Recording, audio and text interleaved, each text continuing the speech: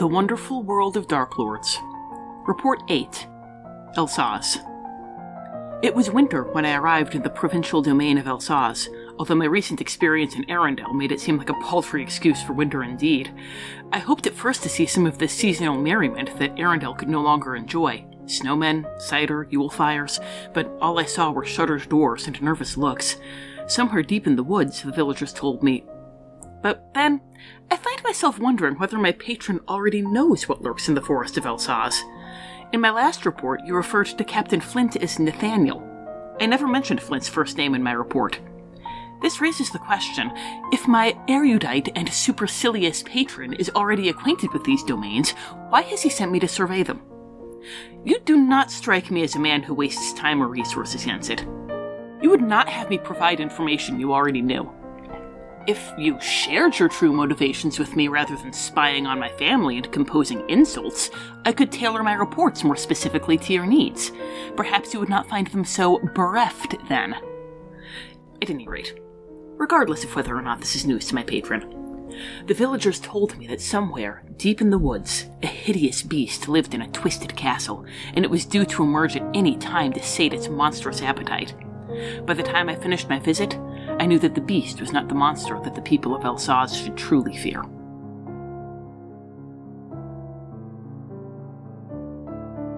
Welcome to Wonderful World of Darklords.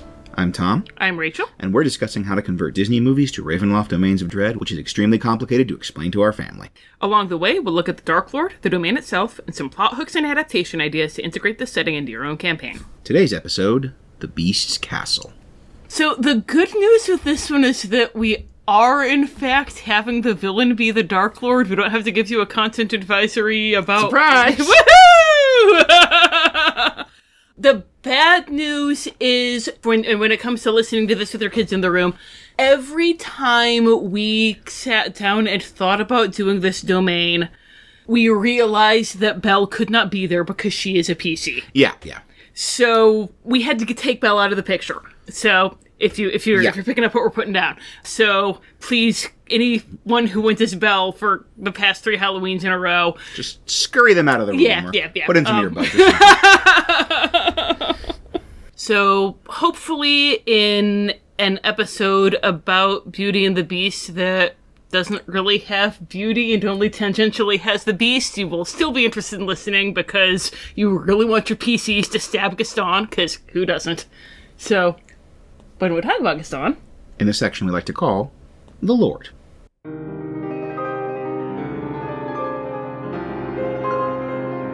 The Lord. The people of Elsaz spoke in hushed tones of the beast who stalked them in the night, and who harbored a particular appetite for beauties of marrying age. Attractive maidens locked themselves away at night with all the terror of Barovian peasants. Their troubles began some years back, when the village eccentric arrived in town, raving that the beast had stolen his daughter and locked her away in a dungeon. They laughed at the time, but when young Belle returned with a similar tale, they launched a daring attack to kill the beast and bring back its head. The expedition ended in disaster, with Belle and her father murdered by the beast, and Belle's fiancé, Gaston, swearing revenge.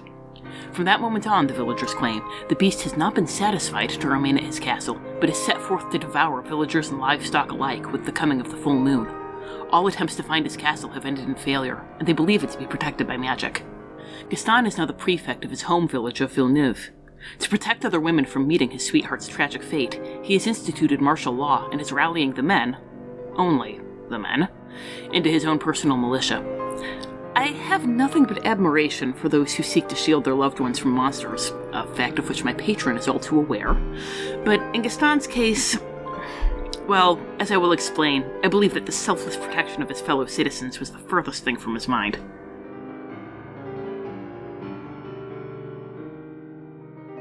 So, our Darklord is Gaston. And that means a lot of what we're going to be talking about is stuff with Gaston and with Belle's village. What the Beast Castle is, we want to be part of it, just that's where the majority of our setting stuff is going to be. We're titling the episode The Beast Castle because we want people to know what we're talking about. But we're actually not going to be spending a lot of time in the Beast. Some, I promised. Don't hang up. But most of it's going to be in the villages outside of the Beast Castle. But if we said the village of Belle's village, then that doesn't make a good cover art for our write-up.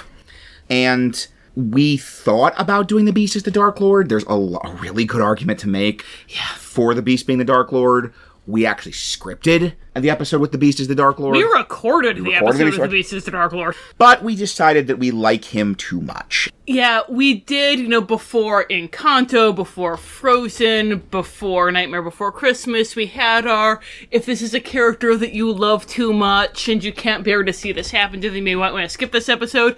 The Beast was a character we loved too much and we wanted to skip that episode. So we skipped that episode. I was doing the final edit and listening to it, and I'm like, half of this episode is us apologizing and talking about how much we hate it. Why are we making this episode? So, in our AU section in the end of the episode, we are going to kind of give you a summary of what we did with the Beast as the Dark Lord, if that's more your thing. If you have a stronger appetite for dramatic stringency and darkness than we do. And you look at that Gothic castle and you say, I don't care about the Beast's redemption. I want that to be the seat of power of a Dark Lord. We're with you. That's why we went with him at first. But in the episode we are releasing into the wild, our Dark Lord is Gaston. So, if you are clicking on this Disney-related podcast, you presumably know what a Gaston is, and you know all the things that no one can do like him. And our opening premise is Gaston is the Dark Lord of this section. So, Rachel, that's a Gaston. What is a Dark Lord? Well, a Dark Lord is an evil being who commits some kind of act of ultimate darkness and makes the dark powers say, we want to play with you forever and ever. And so they take that person and they lock them up into a domain that's a special little hell tailor-made just for them. There are great Dark Lords and not so great Dark Lords. And for the great ones, we've noticed there are really 4 qualities that they have. So we are going to talk about those 4 qualities as pertains to Strahd, the first Dark Lord. No one Dark Lord's like Strahd. Yeah, right. Not even Gaston. Not even Gaston Dark Lord's like Strahd. Strahd's especially good at exsanguinating. And then we are going to go on and talk about how they apply to Gaston. So, our first quality is that act of ultimate darkness. In Strahd's case, he killed his brother because he wanted to get with his brother's fiancée. Our second quality is what they call in Van Rieten's Guide to Ravenloft the Torment, because we're a Disney podcast, we call it they got what they wanted, they lost what they had. In Strahd's case, his brother's out of the way, but you know what, it doesn't matter because Tiana is also out of the way. Our third quality is an element of relatability or tragedy. They're not just evil for the sake of being evil. There's something in them that makes us go, oh gosh, yeah, it stinks to be you. And in Strahd's case, it's that unrequited love is just awful. And then the fourth one is that the domain somehow reflects the Dark Lord, their personality, their curse. Strahd is an evil vampire. He is the Lord of Evil Vampire Land. He is not the Lord of Harakir. He is not the Lord of Valachan. He is the Lord of Barovia, which is Hammer Films Transylvania. And it reflects his curse because for all the vampire broodiness of it, it's also full of frightened peasants and extremely boring because he killed his brother and thus basically said that he wanted to be alone forever. So good job, Strahd, you got that. So we can make this work with Gaston. So the first is the act of ultimate darkness. And this is also a good point to talk about our AU. Because this is, as you can probably imagine, our Dark Lord is not a corpse in a river. What? I mean, he could have, come back. Yeah, right. And Beauty and the Beast 2, Gaston's Revenge. We are imagining the ending of Beauty and the Beast going differently, which is why Gaston is still, number 1, alive, and number 2, in this kind of position of authority and power that we see a lot of Dark Lords having. So we are imagining that our big difference, our divergence point, is that things go a little differently when Gaston leads the attack on the castle. The Beast fights back pretty much right off the bat. Something went different that made him angry, that made him willing to fight, and that Belle got there later. So he fights back, and Gaston actually runs away with all the others. That's much more like all the other villagers being completely punked by the animated objects. Gaston gets completely wrecked by the Beast and runs with his metaphorical tail between his legs. But before that happens, he's kind of running down the stairs, and he runs into Belle. She's in the library looking for the Beast. He sees her. He tries to take her with him to grab her. He is feeling incredibly humiliated, incredibly emasculated. Belle probably has a lot of words that don't help those feelings, and he kills Belle. Once again, this is not a random bit of grim darkness or violence. I think we can all say that in a sort of more rated M universe, that Gaston is absolutely capable of doing that. Oh, 100%, especially when he's feeling that emasculated. Yeah. And once again, every version of this we came up with, we were noodling with how to do Beauty and the Beast for a while. And Tom noticed that every version of what we were working on, Belle was dead. Not just for revenge for the bookseller. Yeah. But as Rachel mentioned, when we were talking it through, every time we came up with a scenario where Belle was alive, Belle was solving the problem. Mm-hmm. Like, she's such a proactive character. She is such a dynamic character that she would be filling the role that the PCs should be filling in this story. So we had to take her out. As much as we love Belle, sorry, Belle. Mm-hmm. I was a book-loving brunette in 1991. But you paid for your books. I did pay for my books. That's true. This is his act of ultimate darkness. This is, he kills Belle in this moment of emasculated rage, and the mists rise up. He blacks out, and Gaston now is a werewolf. He is cursed with lycanthropy, and Gaston blames the beast. He assumes that he got this curse from a scratch or a bite in his fight with the beast. He doesn't realize that, no, it's just a curse by the dark powers, that now his exterior nature, at least on the full moon, reflects his interior savagery and brutality and ugliness. By the way, real quick shout out, this brilliant idea of having Gaston be a werewolf was not our brilliant idea. My friend Heather was in a Ravenloft game where her PC had a Gaston-like admirer, and the GM had the brilliant idea of making that Gaston-esque character a werewolf because it fits so perfectly with the themes of Beauty and the Beast. Just the idea of the internal ugliness manifesting as external ugliness, the idea that underneath all of it, Gaston really is the one who's this raging beast. He's not the monster, Gaston, you are! It's perfect. So, kudos, Heather's GM, you rock.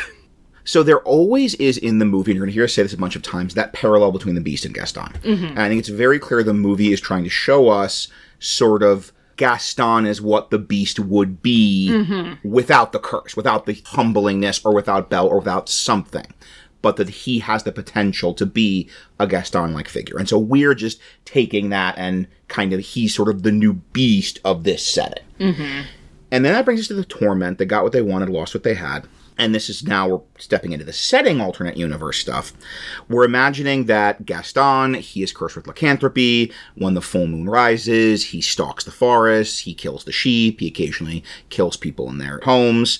And he, of course, blames the Beast from the castle. And of course, everyone in the village believes that because they saw the Beast. He blames the Beast for the deaths, not for him being a lycanthrope. Yeah. Because he blames him for that, too. Right. But that's a secret. Yes. Nobody knows that he's a lycanthrope. So all these attacks are happening, and Gaston is blaming them on the Beast.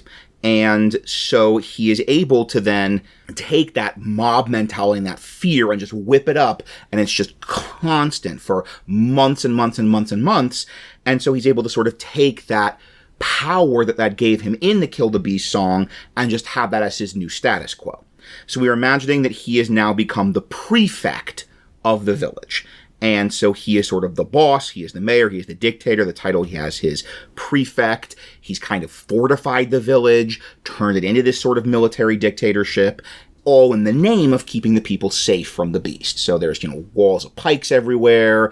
He's recruited all of the sort of mob people, and he's training them and arming them, and they're this unquestioned sort of militia that's always patrolling at night, and it's all in the name of keeping the village safe from the Beast.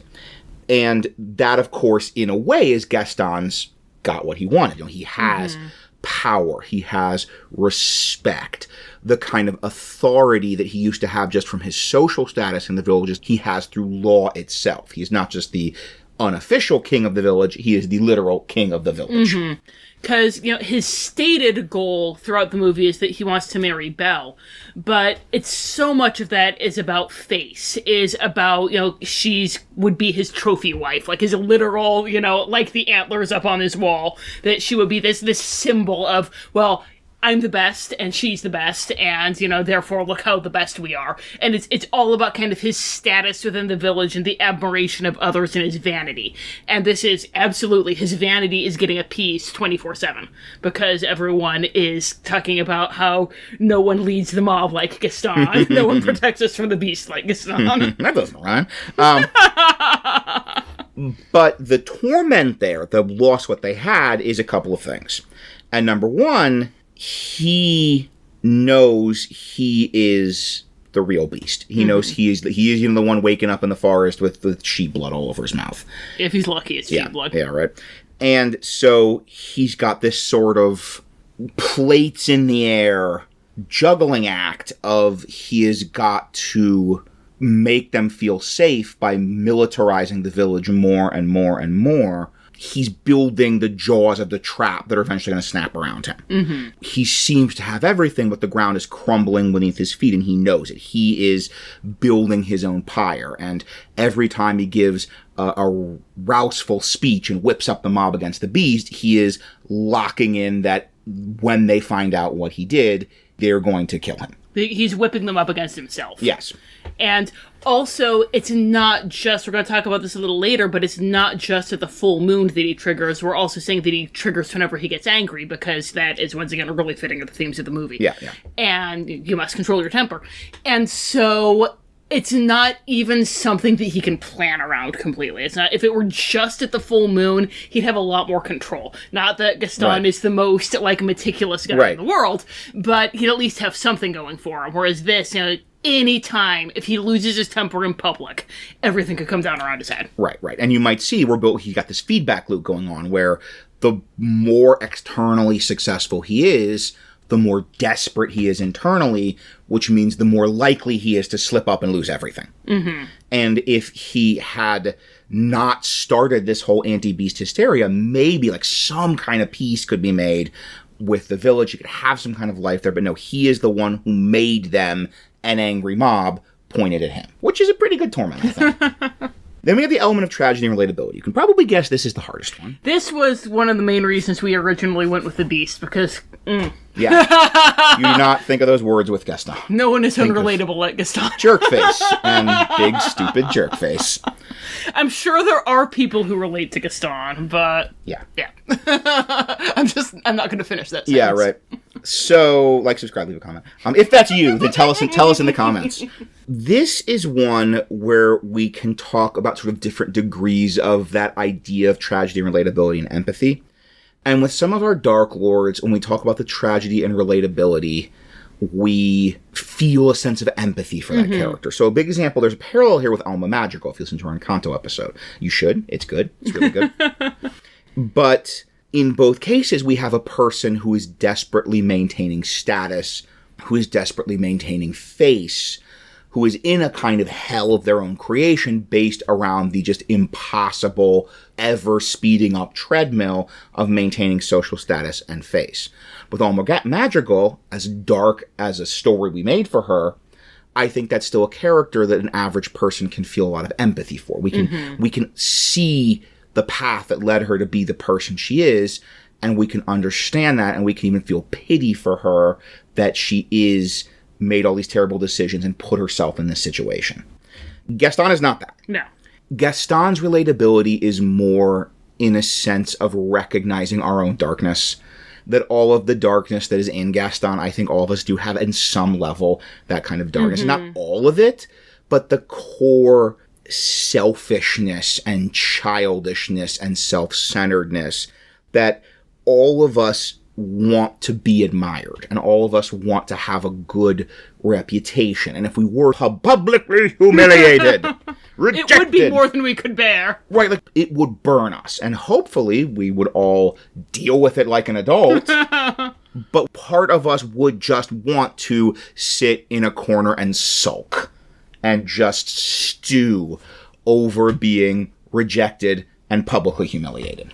It actually, as we're talking about it, kind of makes me think of Peter Pan. That, Peter Pan, I do not like Peter Pan at all. Why ever not?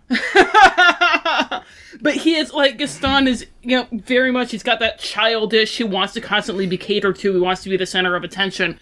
And he's got a lot of Peter Pan's less admirable traits with none of the charm. Mm-hmm. And so they're actually, he's relatable for the same reason. He's just not as likable as Peter Pan is. We don't necessarily need to feel capitally empathy for that person, but hopefully we have enough self-awareness to feel like a little wince of recognition, to recognize that there is that part of us that wants the same thing he wants to be admired, wants to be fawned over, wants to be the best, and would feel that shame at any kind of besmirching of that public image. And even, like, with the mob mentality, the, like, making the trap that's going to catch him, we've never had it that extreme, I hope, any of us. If any of you are, like, rabble-rousing mob leaders, then okay. Share us on Twitter. Share us with your mob. Yeah, right. They do what you say. But I think we've all dug ourselves into a hole Yes. and had no idea how to get out of it. And even, like, a hole built on some kind of lie or deception. Like, it's the plot of 90% of rom-coms and a whole lot of sitcom episodes. And this is like that with murder and werewolves. But we all watch that, you know, that story in a rom-com or a sitcom or whatever and go, yeah, oh, gosh, yeah.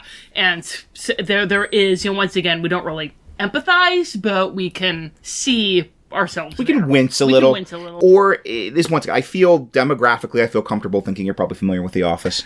And some of the best episodes with Michael Scott, he's being ridiculous, but it's the ridiculousness that we all have inside of us. Mm-hmm. So, like, we all kind of want our birthday to be a big production number and are a little, like, miffed that other people around us aren't taking our birthdays dramatically as we would like. Or if we get hurt, then we want everybody to baby Right, us. if we burn our foot in a George Foreman grill, then we would, that little immature Peter Pan-like child we all have within us wants to be the center of attention and not have to work and have everybody, you know, get us pillows and bring us food and all that. And being an adult is learning to not be that person. And it's also learning to not rabble-rouse a mob because a girl turns you down for a date. But, you know, we're all human. Who among us has Who among us is not? After a Metaphorically speaking. And then finally, with our trait for a good Darklord, the domain reflects the personality or the curse. This is the obvious one for Gaston. Mm-hmm. That even in the movie, there is this very strong parallel between Gaston and between the village. That he is sort of the apotheosis of kind of everything bad about this poor provincial town. That the smallness, the prejudice, the misplaced values, the, you know, rejection of any kind of, like, deeper learning or thought or anyone that's a nonconformist, the, like, intense pressure for conformity. He is the ultimate example of those things, and we are just taking that and extending it forward. That now he is the literal leader of the village. He is the leader of the beast hunters. He has made them kind of into this monstrous society, and it's all an external reflection of his own monstrousness. Mm-hmm. So those are Gaston's Darklord traits, but when we talk about a Darklord, we also talk about their powers. That Darklords, a lot of them have special powers based on what they are. So, for example, Gaston, being a werewolf, has werewolf powers. Right. But they also have powers that are granted to them by the dark powers to kind of, you know, help them do the voodoo that they do so well a little better. Sometimes literally. Sometimes literally. Stay tuned. In the frog episode. So for Gaston, first off, for his baseline stats, we're going with the Bandit Captain. Because the Bandit Captain, it has combat, but it also does have some social stuff. He does have those social abilities. He does rabble-rouse. He intimidates. He's not purely a combat monster, although he is a combat monster. Like, a scout would probably be a better reflection mechanically of what we see Gaston do, but he doesn't have any social stuff. Yeah. And that's a big part of who Gaston is. Mm-hmm. If you want to, like, go in, probably the best thing to do would be to, like, you know, create your own ranger, and that would probably be a Res Gaston. But if you just want to go straight out of the book, then Bandit Captain's the way to go. And then he has his werewolf form. I don't know if there's anything else to say about he's werewolf like he turned into a werewolf. As we said, we're imagining on the full moon because that has an element of he can't stop it. and it's inevitable, and also when he gets enraged, because then he can't plan around it. When he gets kicked into the mud and is all, I'll have Belle for my wife. He will right there. Yeah. So even if he learned, like, took yoga and learned to control his temper, it would still, like, it's inevitable that he is going to turn into the wolf and he's going to kill, hopefully, just some sheep. Sorry, I'm going to be picturing Gaston doing tree pose for the rest of the day. I'm not. I want us to do the episode, so I'm not going to, like, do a bit. This is a good time to help redirect, dear listener. We know that the art on the Monster Manual page for lycanthropy looks like Gaston. Yes. So it is not necessary for you to inform us of this. We are thinking of it in the back of our head. No one's on page 206 like Gaston. But if you want to tell us, then leave a comment. Along with the 5-star review. So he's got the fanatical loyalty of the people, everyone is just fawning over Gaston, just he is the best. We see this as mechanically manifesting in the form of a mass suggestion or a charm power. It's our old 1-2 Darklord punch.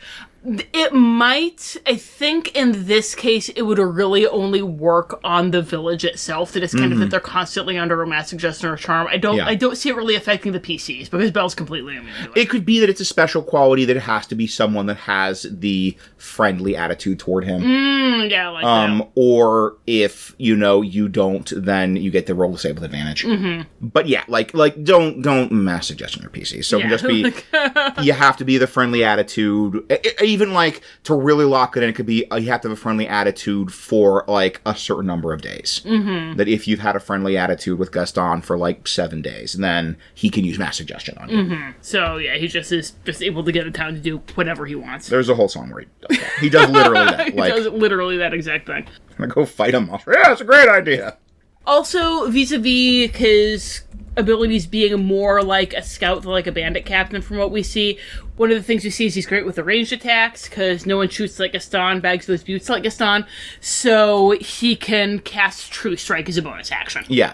Possibly also Hunter's Mark, because again we see he's got his favorite enemy and he goes in. He should have some ranger stuff, but there's not anything for that, so we're just trying to Frankenstein some ranger stuff onto the bandit captain. The Monster Manual is profoundly lacking in ranger who also leads an angry mob. Get on that, Monster Manual! He's on page 206! Yeah, your illustration's done for you already. Another thing with, Gaston being a werewolf, he's got this mass suggestion and charm power with the villagers. But we also want that to reflect when he's in his wolf form.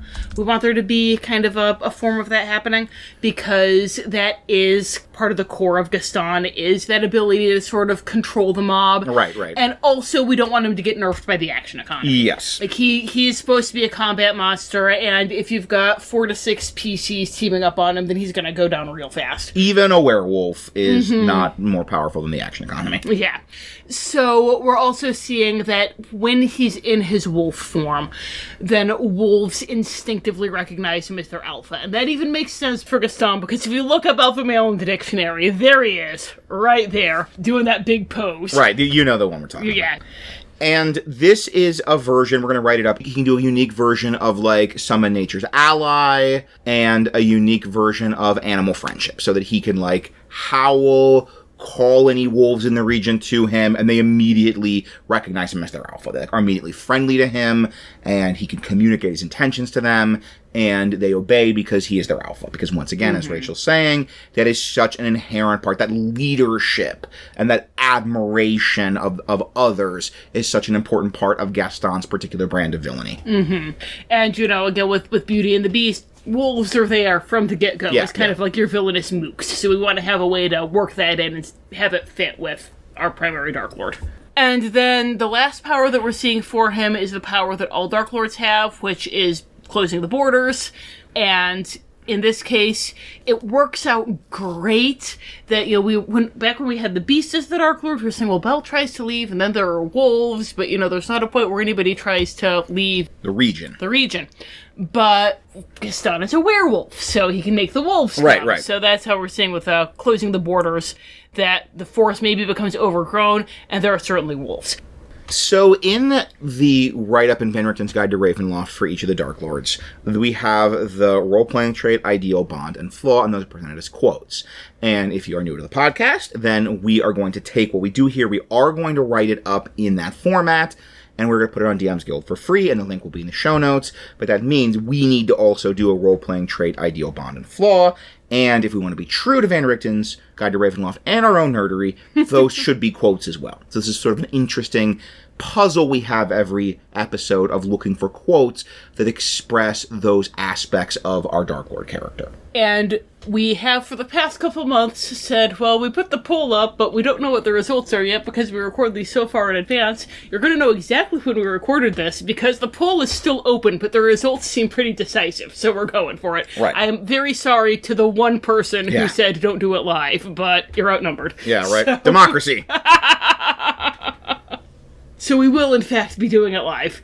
I have a selection of quotes here. Mm-hmm. As of this recording, there's not a decisive way for how we're going to be doing the quotes. If we're going to be doing it the way we did for Nightmare and Frozen or the way we did it for the other episodes. So for the moment, we're figuring we'll just do what seems best for us. Exactly. So I made a list of Gaston quotes, and if there are any that you think of that you wish I included and I didn't, then go for it. But here's what I have. Fire away. Don't I deserve the best? I mean, yes, obviously. You knew this was coming. Mm-hmm. You were waiting to hear it.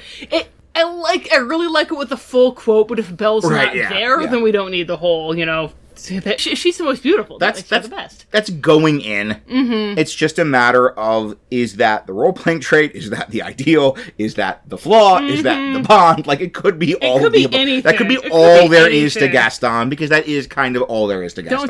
Don't I deserve the best?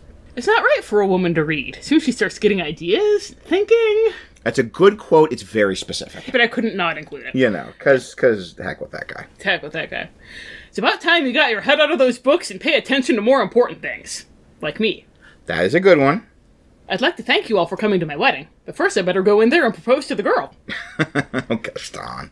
So you. So you. It's like, that situation's very specific, but it also tells you so much about Gaston. Yeah. This is the thing. The writers of the Van Richten's write-up could just make up quotes, and we don't have that option.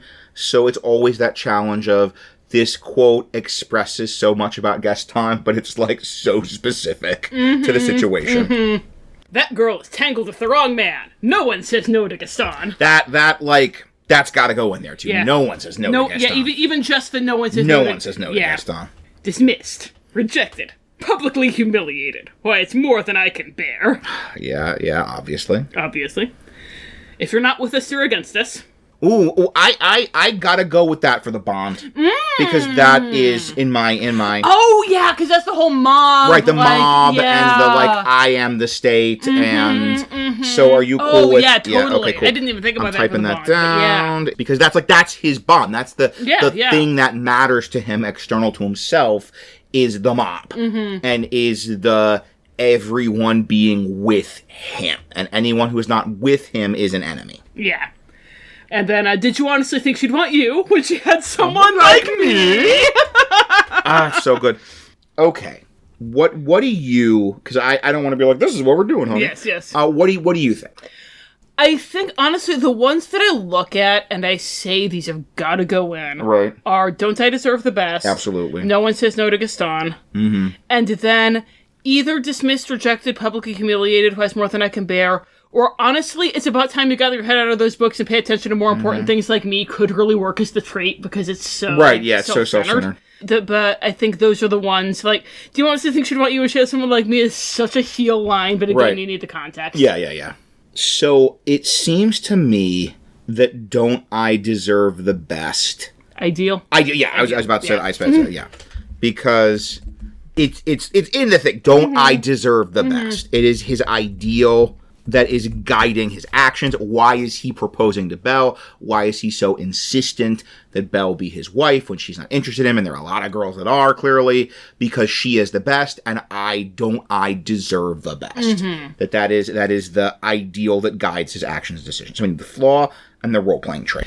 See, flaw, I could see either no one says no to Gaston or dismissed, rejected, publicly humiliated, who has more than I can bear. I think I have to go with that because it's the sulking. That's the ego, and that's going to be the thing that's going to drive him to make what even he would acknowledge are mistakes.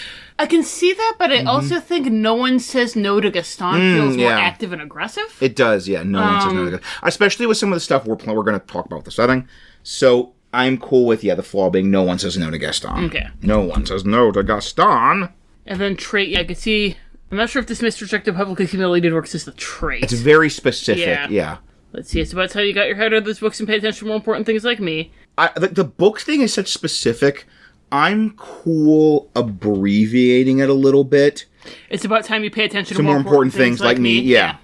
And even though, the initial pitch being something potentially reasonable. Yeah, that he's trying to be charming. Yeah, he's trying to be charming, he's trying to be serious, and he's trying to, present this as this sort of, friendly advice, this, meaningful advice. But then, like me, they really know it's all about, everything he does as much of a facade, a public service facade, even in our imagining, as much as a public service facade he's presenting, it's all by him. Mm-hmm. I'm happy with that. It's if you're okay abbreviating it, then... At 100%, Then I think that is an excellent... if you have not seen Beauty and the Beast for some reason, but you listen to the podcast, and you're like, well, Gaston fella sounds like a good NPC to use for my game, then that would be a quote that would guide you in role-playing Gaston public-facing. Yeah. Even, I'm thinking because... Pretty recently we did Frozen, and we've got Hans in this very similar position, but Hans is so much better at this than Gaston. Hans could have maybe gotten Belle to marry him. He would have said it's about time to pay attention to more important things, like the good of the town. He'd be able to find the thing. You've got to take care of your father. Find the thing that would be able to, get under Belle's defenses and twist her around. And Gaston is not nearly as good at this. No, yeah. So cool. All right, we are agreed. We have our Darklord. We have our prefect of the village, which we will actually name in a little bit. With great difficulty, we have a name for this village. We have a name for this village. It's not just called Poor Provincial Town. We couldn't call it Provence, because there's a real Provence. Yeah, exactly. That'd be the best. We can't call it Belle's Village, because it's not anymore. Uh-huh. So we will present the village that Gaston now rules over as prefect. We will talk about some of the rest of the setting that we are worked pretty hard on presenting for you and your players, going beyond that one single village. We will talk about what we are doing with the Beast Castle in the section that we like to call The Land.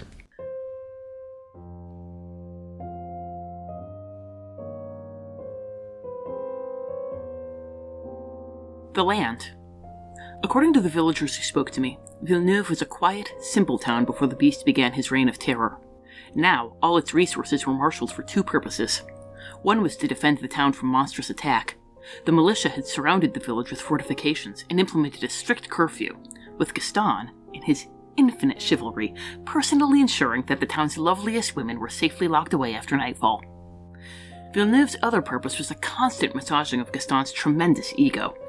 I have become well acquainted with narcissistic behavior over the past few months, but I admit that Gaston's boorishness shocked even me. The prefect has taken the antler as his personal symbol, and there's tremendous pressure for every man, woman, and child in Villeneuve to bedeck their homes in antler imagery as a sign of support. Whenever he led his army of sycophants out for yet another fruitless hunt for the beast, the townsfolk were always ready to fawn over him upon his return, hanging breathlessly on his accounts of hunting the creature and missing it by a hair, but bringing back a bear or wolf in its stead. My first thought was that Gaston had invented the beast to burnish his own image as a mighty hunter, although I eventually learned that the truth was more sinister. For his part, Gaston was quite pleased to have a new woman in town. I think he assumed that I would swoon over his preening and posturing as much as the ladies of Villeneuve. He gave me an exhaustive tour of the town, and an even more exhaustive tour of his hunting trophies, before escorting me to a dark corner of the tavern, leaning close, and suggesting that I might enjoy a private interview. I declined, repeatedly, and as Gaston made the offer with increasing avidity, I realized that a more decisive refusal was in order. When I rejected him in the form of an eldritch blast, he doubled over with pain, then looked up at me, snarling, with eyes that had gone from blue to yellow. At that moment, I realized the true identity of the Beast of Alsace, and fled into the snowy night. Now, as we mentioned, the title of the episode and the write-up is a little misleading. We call it the Beast Castle because it's a thing you'll know. It's our Beauty and the Beast episode. Mm-hmm. But we're doing a lot more than that. And the main focus, as we said, is on Gaston and the village, that he has united the village together into this kind of anti-beast militia. He has basically become a military dictator of the village, but we want to expand beyond that. In the movie, we really only see two locations. We see the village, we see the Beast Castle, and we see the forest between them. But we know there are other villages. Even just we know Maurice is going somewhere. There are roads, and he is going somewhere, presumably a bigger village or town or community for this fair. And that lets us build in some interesting political stories. So we're going to talk about this more in a minute. But we are imagining not just this one single village, we are imagining this province, and this province having a couple of other villages. And their relationship with Gaston and their relationship with this mysterious beast who's stalking the countryside on the full moon is... They're never seen in the same room. Gaston has glasses. He can't be the beast. So that is going to be this interesting political story that the PC is going to be a part of. We are in this idea that he's trying to expand his prefecture, this kind of military alliance dictatorship to these other villages. Right now, he is trying to sort of win them over, convince them that this is what's best to keep them safe. There's dangerous predators roaming around. They have to be under his benevolent but firm leadership in order to protect, or he will come in the night and take their children. Guess that means more admirers for Gaston. Right, more admirers, more power. Yeah. I think with Gaston, ultimately, it's not even about the power. It's about just having more people telling him how great he is. And he's at this point where he's kind of still using the carrot, but there's some pushback, and he's getting ready to use the stick. And that's a really interesting place to put your PCs into. Now, this province we are going to be calling, and this is like really the name of the domain proper, is the province of Alsace. We are getting that as a kind of another version of the actual province, Alsace, because there's evidence that that is where Belle's village is. There's a bunch of like little visual details of Belle's village that kind of best fit it being in Alsace. And we have 3 villages in Alsace. First, we have Villeneuve. We are going to butcher the French pronunciation. Yeah, right. I apologize. When we get to Snow White and all the towns are German, I'm going to do a lot better, but neither of us speak French, but I did. According to, Google, when you put it in and then you click the little speaker that says, how do you pronounce this? It's Villeneuve. Because that is the name they used in the live-action remake. We're not drawing much from the live-action remake. It's not really a spin on the story of what we're doing, but you don't have to give us names and stuff. That's something. It's better than making up the whole cloth. Yeah. Villeneuve, they chose that for the live-action remake because that is the last name, the family name of the author of kind of the original Beauty and the Beast, sort of. And that village, Villeneuve, that's Belle's village. Gaston is basically completely taken over. If you approach there, it would seem like an armed camp. There are, these walls of pikes everywhere. There are checkpoints. There are patrols in the forest around it, especially at night. We're imagining multiple sets of stocks in the squares because part of that rule is this brutal crackdown on anyone that opposes him or speaks against him in the name of protection, in the name of safety. He's using that inn, Le Pub, as his HQ, and we are imagining that he has this militia. So, with the militia, we're imagining if there's one thing that Gaston loves, is having an army of yes-men. It sure does. And this is like a well-known, like, tried and true tyrant, tin pot dictator thing that Gaston has enough savvy to be able to do, is when you have your special militia, it's not just that, you are getting these people who are, you're able to delegate things to, but also you're able to make people feel special, you're kind of able to make people feel like they're closer to you, give them a little taste of power so that they feel like indebted to you, give other people something to strive for, so it's just good stuff all around. So we are imagining with this militia that they are given a brooch or a pin or something that's made from antlers, possibly in the shape of antlers, because Gaston uses antlers in all of his fascist imagery. And then there are other people in the town, if they want to support Gaston, if they want to show, how into Gaston they are, then they're also putting up these antler symbols. We're imagining that as being the symbol of the prefecture is the kind of stag's antlers. And so you will have people, you'll have the militia who will be walking around with kind of antler brooches. We're imagining them having these fur cloaks to kind of suggest hunting, the idea of being a hunter. Possibly has to be something from that they hunted and killed themselves. And then you also have people just wearing antler jewelry, necklaces, bracelets, and then a lot of the buildings you will have these like antlers over the doors. And in fact, almost all of them, because why would you, if you don't put antlers over your doors, that's a red flag that you're not supporting Gaston. And that there may be even a flag with antlers on it, and this is that sort of visual icon that suggests the regime and suggests loyalty to the regime.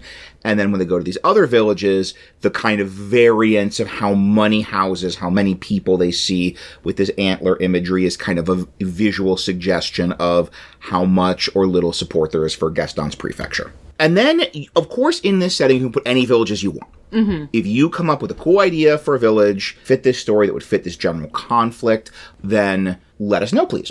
We have 2 to give you, because, once again, we didn't want to just make stuff up out of whole cloth.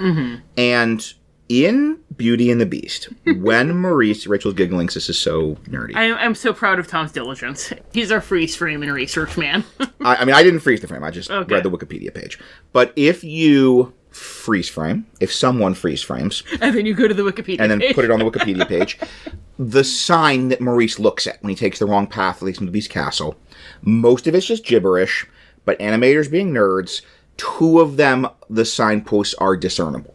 And one is pointing to Anaheim, and one is pointing to Valencia, because it's a Disney joke. Because they didn't think nerds in the future would get a DVD and be able to frame by frame it. And pick up their dumb Disney joke. But the point is that gives us name. I would so infinitely have something from the text itself than just make up a French-sounding name. So you got Anaheim and Valencia, which we are changing to, of course, Valencia. There is a French, because it's the Spanish city, it's the town of Valence. And Anaheim, we had to look up, this is all me, we had to look up the meaning a bit, because there's not a French version of that. But we basically have the city called Maison Saint-Anne. It's our version of Anaheim. So those are our 2 cities, towns, villages that we have in this province. Valence, we are imagining, is closer. It is similar in size, maybe a little bit bigger than Villeneuve. There's recently been the target of attacks, because that's the thing. It's, once again, that sort of weird stab of pity for Gaston, pyramid scheme treadmill of the more he secures his own village, whose name I'm going to avoid trying to say as much as I can,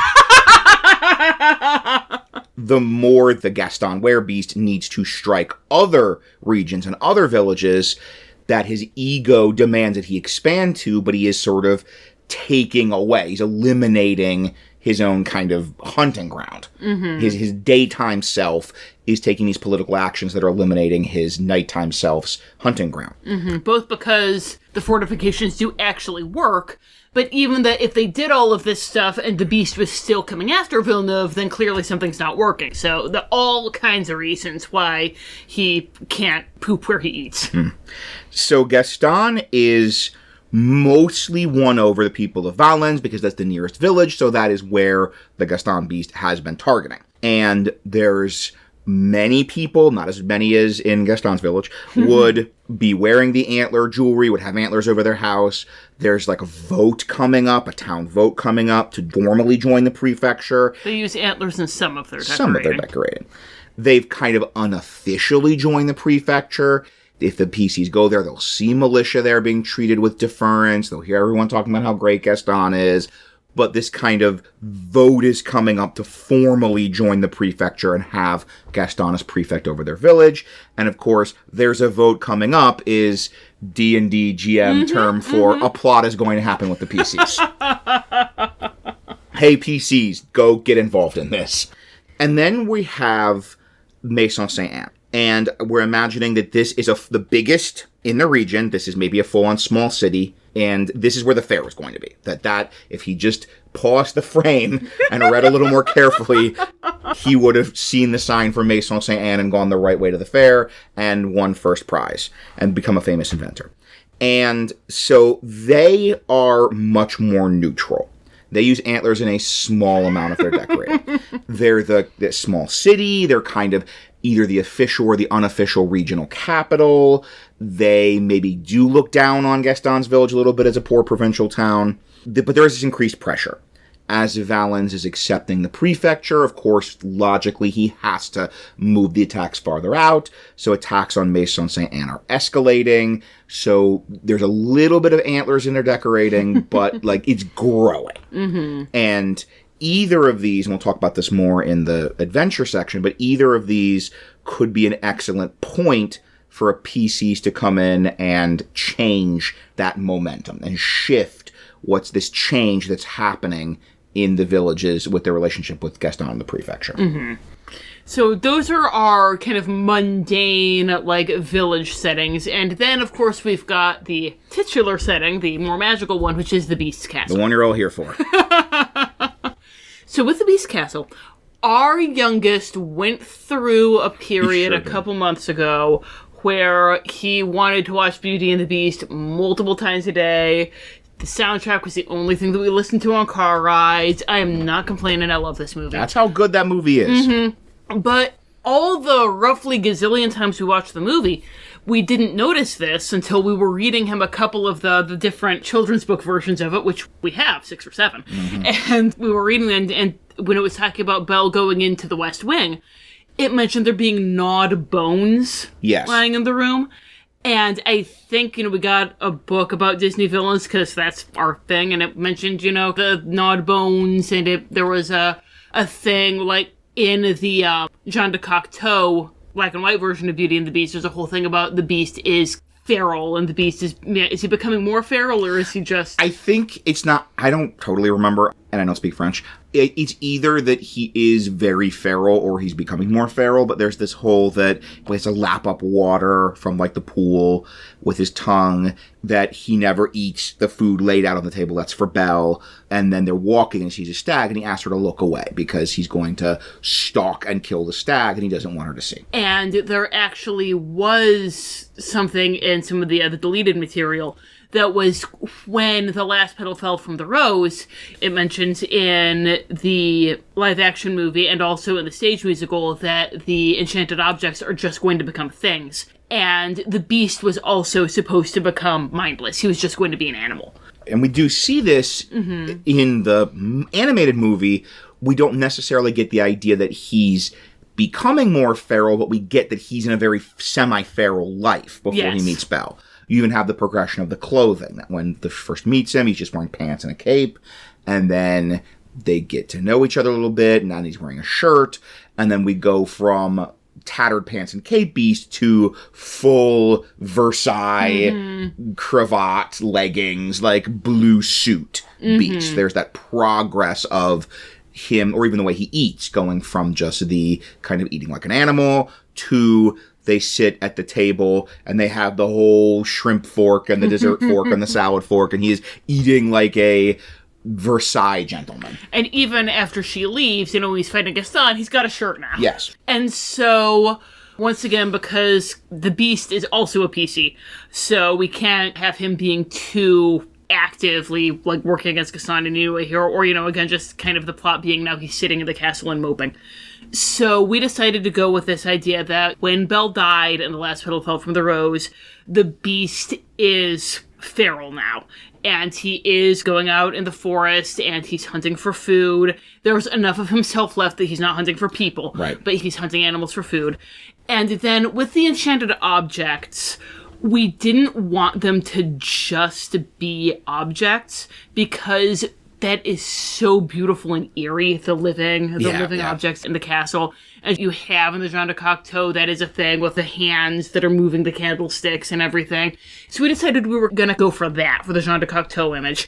And that when they say that they become things, it's not that they, like, freeze up and just become a regular candlestick or regular clock, but that they are mindless things. Yeah. That Lumiere, he will, like, move his arms to light your way or whatever. If you ask him a question, he might point with his candle arm, but he's an automaton. Yeah, like Mrs. Potts, she'll, like, hop up and pour tea into a cup for you, but she's not Angela Lansbury anymore. R.I.P. Angela Lansbury, we miss you. She's just a living teapot that will pour tea for you. And if the Beast is hunting, then even people from the countryside will occasionally run into him. So this adds credence to Gaston's claim that it is the beast from the castle is the beast that is wreaking so much havoc, destruction, and death in their province, when really he's just like maybe the occasional sheep, but he usually has that kind of bestial instinct to stay in the forest and away from people. The occasional like woodsman, hunter, even militia member might run into him taking down a deer. Yeah. And that also means that not all of the livestock attacks are happening on the full moon, because that would kind of point to a specific occurrence. But that the beast is doing it just enough that Gaston can blame him for everything. So that leaves us with our 2 major NPCs that we haven't really touched on yet. And one of them is crazy old Maurice. And we do see at the end that he does come back to the castle with Belle. So Maurice is able to be there in the castle. Yes. And what that looks like is up to you. So maybe you want to have it be that he is in the castle just as himself, kind of being waited on by the enchanted objects. Maybe that's too much for him because that's the place where his daughter died, so he has kind of like a cottage kind of off the main grounds. That right, living in one of the It's a big Baroque palace. It's got outbuildings. Oh, yeah. Or maybe he stayed there for long enough that he actually is starting to become an enchanted object himself, being Maurice, probably some kind of workbench. And that is another thing that we are doing with the Beast's Castle, because we both really like the idea that people are coming to the castle and interacting with the beast still. But we don't want the beast to just, if he's feral, then he might be killing them, and that's getting too much into the whole point of this episode is to not do that. Yeah, that grimdark alternate episode we didn't like. And it's not as interesting because the whole idea of Beauty and the Beast is finding the humanity in the beast. And your PCs are going to want to live that story. They're not going to want to get torn apart by a monstrous beast. And even the fundamental aesthetic that we want with the castle is the emptiness, the loneliness. Imagine if Belle or Maurice arrived at the castle and there was like a half dozen people that were also living there. Or even if like he threw Maurice in the prison and there's like 4 dudes in the prison. Like, hey, got you too. It kind of ruins the vibe. The vibe is this empty, mysterious, gothic castle. So we like the idea of people occasionally coming and interacting with the beast, but we don't want a little colony of people living there. And the teapot pours itself. Why wouldn't you stay there? Yeah. And outside's a military dictatorship. So we have this idea that, when you come to the castle, if the beast sees you and you're a woman, then he kind of starts to think that you maybe are Belle, like he's confused, and when he sees women or people who present as women, he's starting to wonder if maybe you are Belle. It's getting kind of lost in his head. So he's going to be kind of like, in as much as he can, trying to like woo and romance her, but he's feral now, so he's going to be like as a cat catching deer and bringing them to her and laying them at her feet. And then how this goes kind of depends on how dark you want it to get. Like, does he eventually start to realize they aren't Belle and get frustrated and kill them? We wouldn't go that dark, but if you want to, you could. Or is it just, he's just confused and they're not Belle and he keeps, getting more confused by this, and then gradually, as this is happening, they're starting to turn into enchanted objects. And that way, when your PCs come, it's not full of all these women that the Beast previously thought were Belle. It's full of all these women who are now chandeliers or something. Right, it's not Shrek 3 where there's like the Tower of Princesses. And this is also preserving some of that Beauty and the Beast experience where you do get to interact with the personality-having animated objects. But it's maybe like preserving the dark tone. Well, these are sort of darker and more tragic figures and not Cogsworth and Mrs. Potts. Because I love Mrs. Potts and Cogsworth and Lumiere, but that would be a little bit of a divergence from the kind of tone that we are going for with this setting. But you could have this very like these enchanted chandeliers that are these very tragic, wistful, more like haunted object style animated objects, but you still get to go to the Beast Castle and talk to a chandelier. And maybe you even have it that they can't talk, but they still have kind of their personality. They can communicate through gestures and whatnot. With the men, kind of again, what he does with the men is up to you. Maybe the Beast is also into men. You guys, maybe you can go that way. Or maybe when he sees the men, then he locks them in the dungeon because he thinks they're Maurice. He just keeps throwing them out. Once again, maybe he kills them. Some way he wants the men to be gone. He just wants to be left alone. How he gets them gone, again, up to you and your table. And so Maurice could be a workbench, or the idea if he's living in this outbuilding, or maybe even living in like a shed in the woods outside of the castle, he could still be a human. Like, he still come into the castle for supplies, for food, but he's not a resident. And you could even say that he can be sort of the beast whisperer, because the beast knows enough to recognize that he's a friend, to sort of recognize he's important to Belle. So he can kind of help as a go-between between the beast and between the PCs. And I really want to keep Maurice in. It's easy to have, he dies at some point, and he's a ghost in the woods, and that's a possibility for you. But I think Maurice can play a particular, singular, useful role, which is he can be the one that gives your PCs magic items. And we don't have a lot of those. Yeah. But, he knows the truth. He knows Gaston killed Belle. That Gaston has blamed the beast, has said the beast killed Belle. Belle was, he rescued her, and she was in his arms, and then the beast cowardly killed her. And it's the great lost love. But truth. Yeah. He is building things to hopefully oppose Gaston. Maybe to just protect him if he thinks Gaston's coming back, because, last time he saw Gaston was trying to invade the castle, or maybe hoping to, go after him. He's the best kind of NPC artificer. The one that if the PCs can convince the artificer that they're on his side, he gives them a bunch of gear. Yes. And it's really easy to take any number of magic items and retheme them as these kind of very early steampunk, clockpunk, automatons, machines. So there's a magic item that's I don't remember the name, but it's a shield that floats around you and ups your AC because it's blocking attacks. And that could be a little wind up drone shield that you wind it up and let it go, and it kind of buzzes around you and blocks attacks. Or we were in a game with a character that was kind of an artificer, and he had boots of spider climb, but it basically manifested as a backpack that had these kind of mechanical spider legs that he could use to spider climb all around. So this is a great place for you to give your PCs a wand of fireballs in the form of a kind of medieval flamethrower. Oh man, I would love that. And so more than anything, just from a practical GMing standpoint, it's great when you can find those places, as Rachel knows, to give the PCs magic items. Because it can be tricky in Ravenloft. And this is one of those. I love my PCs. They do a lot of pro bono work. And then our last character that obviously we need to do stuff with is Belle, who, even though she is dead, is not gone. Because she has the definition of unfinished business. She sure does. She died tragically and in a moment of great emotion. And what happens when you have somebody who dies tragically with great emotion with unfinished business? You get a ghost. I heard a podcast, and they were talking about ghost stories, and they said ghosts hate three things. Unresolved romance, unburied bodies, and unavenged murders. 2 out of 3. Belle's got 2 out of 3.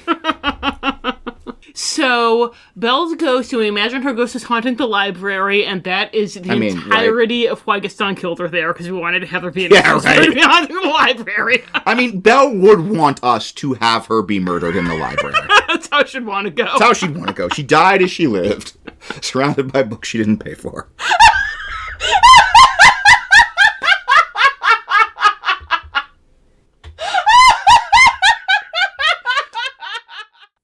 So we are imagining that, Belle's ghost is now haunting the library, and the library is a wreck, because the beast went in there once, and he saw Belle's ghost, and holy potatoes, it actually was Belle. Right, it wasn't like some other girl that he thought was Belle. He saw her, and, it's like kind of your C.S. Lewis-esque, St. Augustine-esque. You've been looking at candles, but now you're looking at the sun.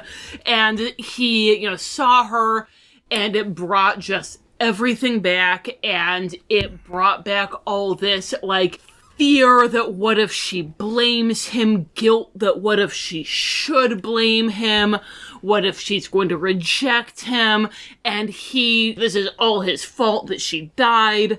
Like, his memories are very fuzzy, and all he really remembers is he remembers fighting Gaston, and he remembers finding her dead. Yeah, so maybe he did kill her. Maybe he did kill her, yeah. So he freaks the heck out. He trashes the library because, that's... Anyone with a cat knows that your animal panics. That's what they do. They trash things.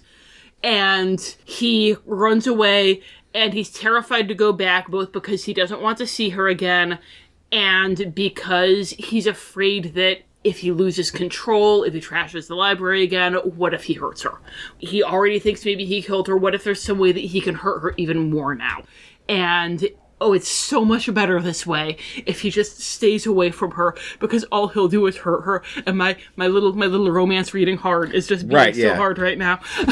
You see what we're setting up for your PCs to do, right? We wanted to give these guys a happy ending so much. Right. So Belle's ghost is in the library, and we were thinking it would be really eerie. We've got all this stuff with the silent animated objects and everything. If Belle's ghost were also silent, she can manifest, but she can't speak.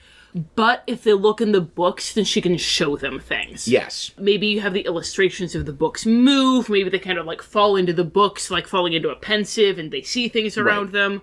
A lot of you, if you're Ravenloft Curse of Strahd, there is the sort of living Tome of Strahd, this very popular add-on, this idea that if you get Strahd's journal, you actually live the memories and interact with the memories. And maybe some of the books are like that. Like some of these books will actually let you live the memories, which actually lets you give the exposition, but in a fun, interactive way, in a actually going through scenes way, as opposed to an NPC reciting a Wikipedia article kind of way. You could have a thing where, like, you open the book and they, like, say something or ask a question or anything like that, then suddenly the page goes blank and Belle starts answering them on the pages, like the text appears on the pages. Right, like the page flips to an answer. Yeah, so all kinds of ways that you can have Belle communicate through books, which, again, is very Belle. Yeah. We'll talk about this more in the adventure setting, but you can basically almost use the castle as a self-contained setting. You don't need all the Gaston political stuff. You can have the PCs just find their way to the castle. There's Maurice, there's the Beast, there's the creepy automaton objects, there's Belle's ghost, and they can reconcile them. Like, you can just play in the relationship soap opera. You can help the Beast to sort of take the step of going into the library and encountering Belle's ghost. It's not part of our Darklord torment. That's one positive change your PCs can make in the status quo. And what that looks like, once again, all about the kind of love story you want to be telling here. Does she say she loves him, and that means that now he knows that he was loved, and that kind of like retroactively undoes the curse and he's the Beast again? Does he somehow like die and be with her? Are they able to, have kind of like a Patrick Swayze, Demi Moore romance sort of thing where she's able to like possess people and be with them? Like, how mushy versus how tragic you want to get is all you. Right. Does it break the curse on his end? So now he's the prince and Mrs. Potts is a lady again? Completely up to you. Yeah. Like, any of those make dramatic sense given the setup and how it interacts with the curse. Yeah. So we've given you the Beast Castle, as we promised on the... It took us a while to get there, but the cover was not clickbait. And we've given you this whole very different flavored political thriller going on in the villages outside the castle. And we've even talked about one story your PCs can interact with. We want to make sure you know there's a happy ending here for the Beast. It's a tale as old as time. Song as old as rhyme. But how do your PCs encounter that tale? What role do your PCs play in that song? Rachel, what do you do with it?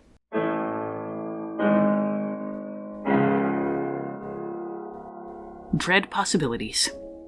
If I had been unable to cast Fly, it is likely that either Gaston or the pack of wolves he summoned in his wake would have devoured me. As it was, however, even though the people of Elsaz had been searching fruitlessly for the castle for some time, I found myself at its gates within less than an hour.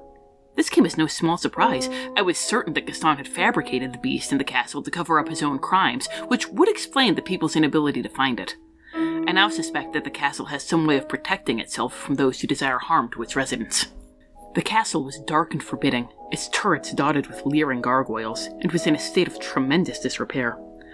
I entered the ruined Great Hall with caution and immediately felt eyes watching me from the gloom, dozens of them from every shadow and corner.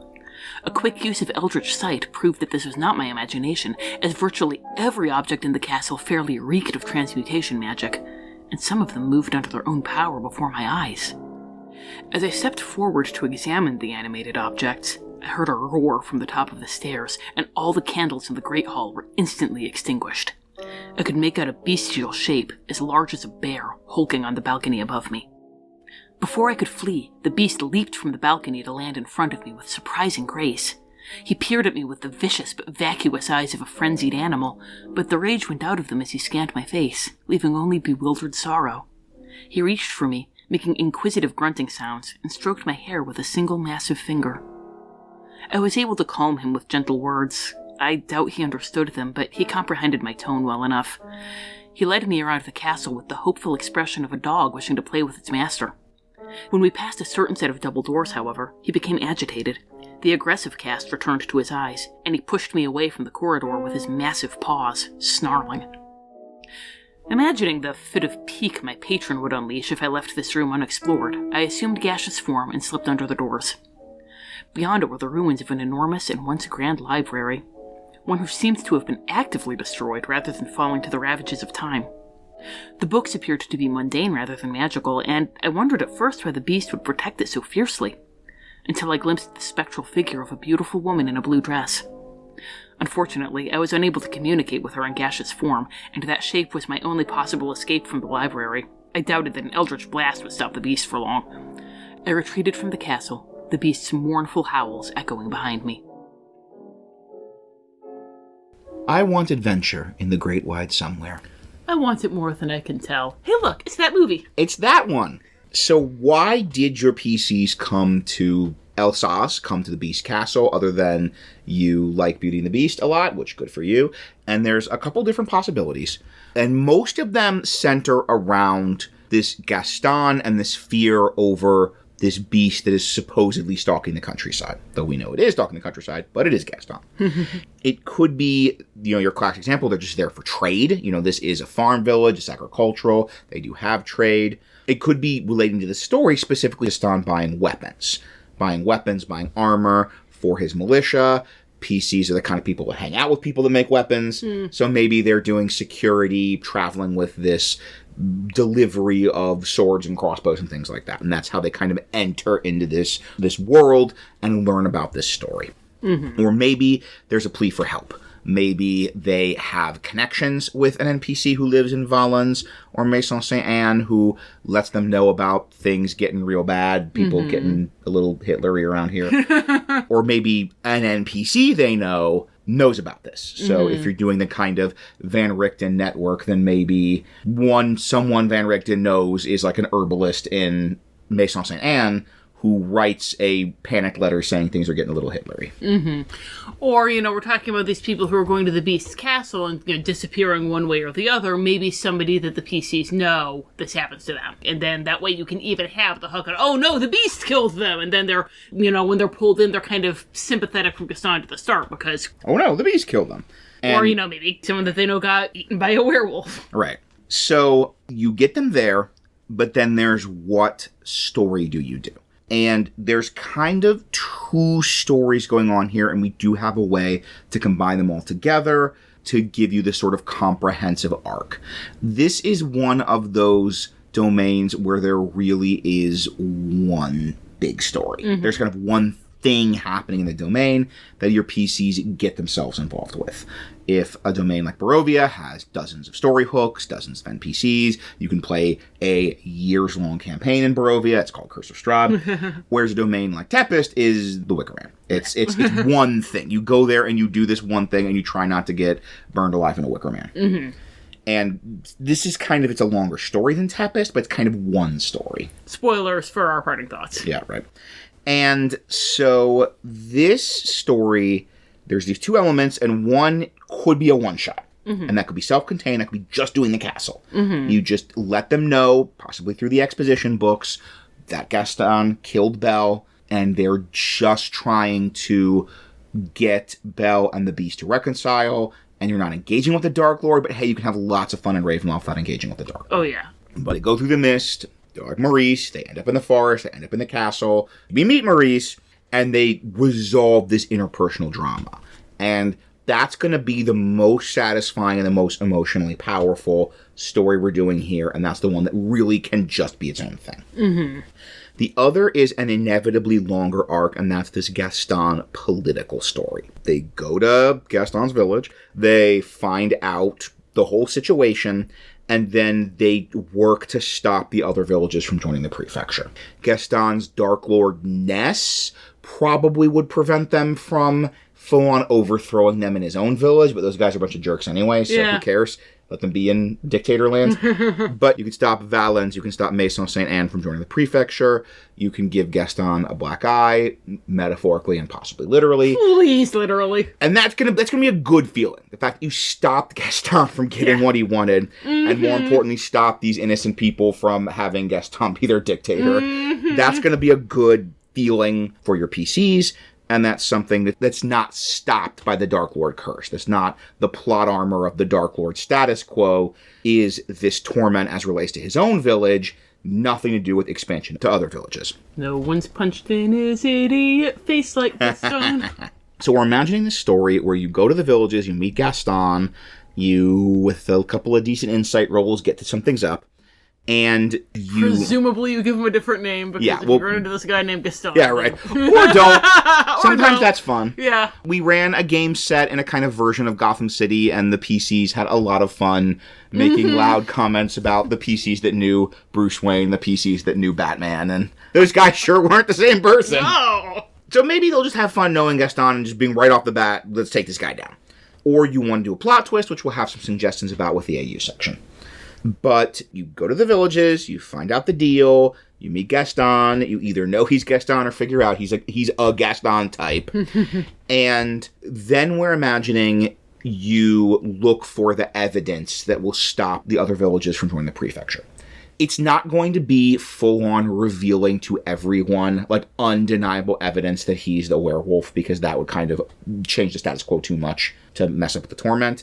But maybe you find enough evidence that you can convince those other villages not to go with him. Mm-hmm. Or you could maybe just find evidence that he is deliberately kind of moving his security away to let the beast rampage, to kind of scare them.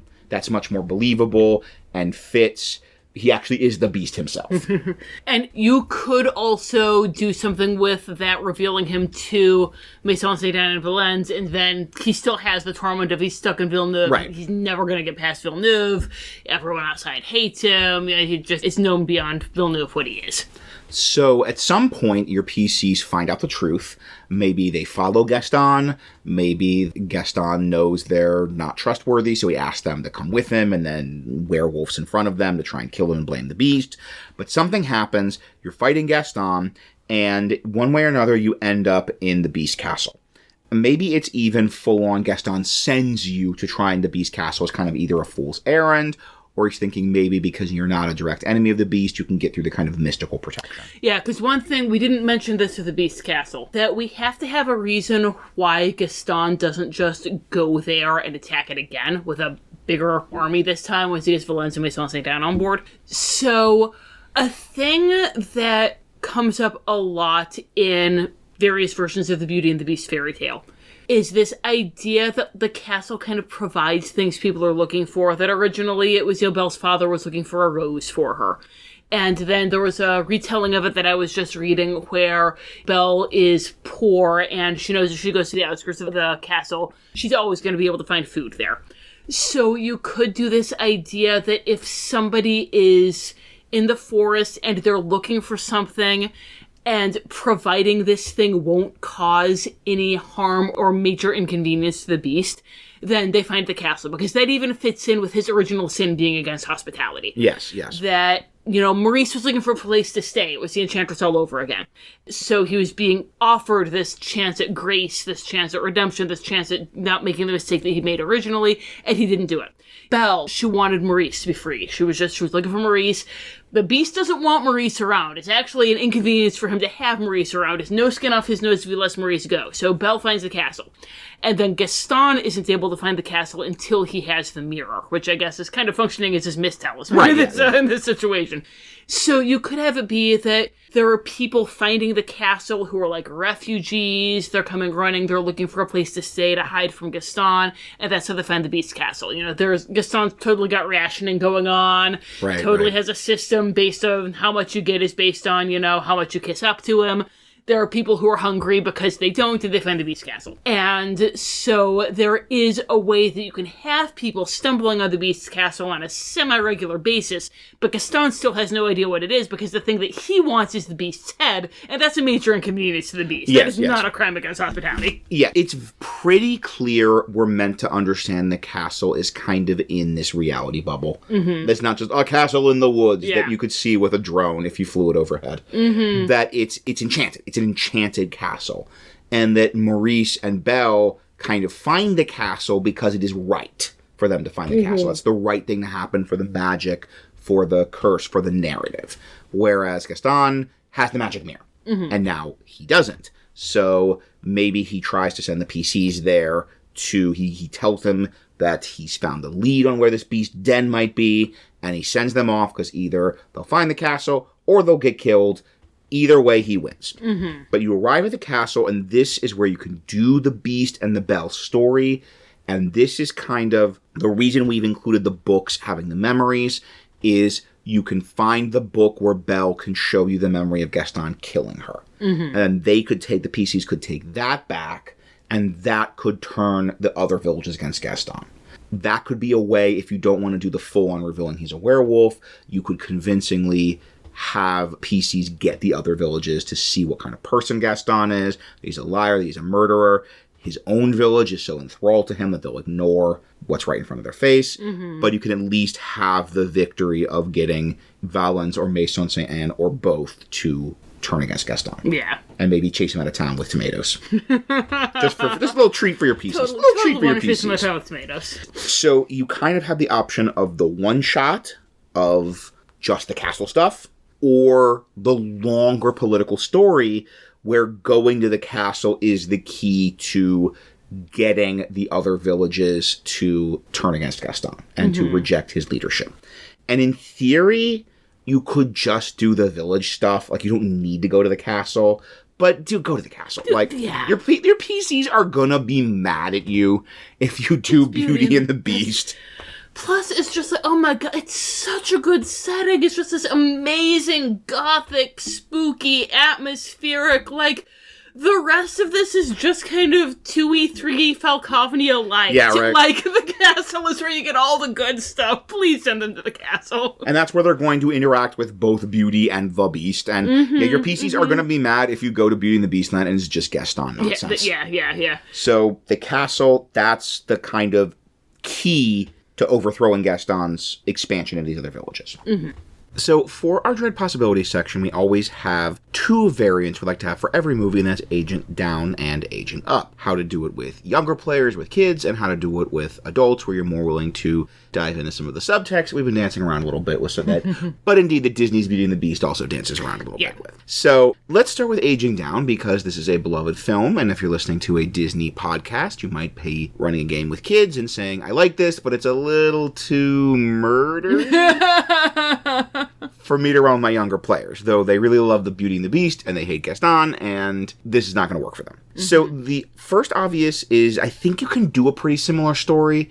If you understand the movie, you get that whole idea that Gaston is, the town worships him, and he's like the boss of the town, everyone obeys him, that fits what we see in the movie. I don't think it's going to be a shock or upsetting for them, because the town's pretty much a bunch of jerks.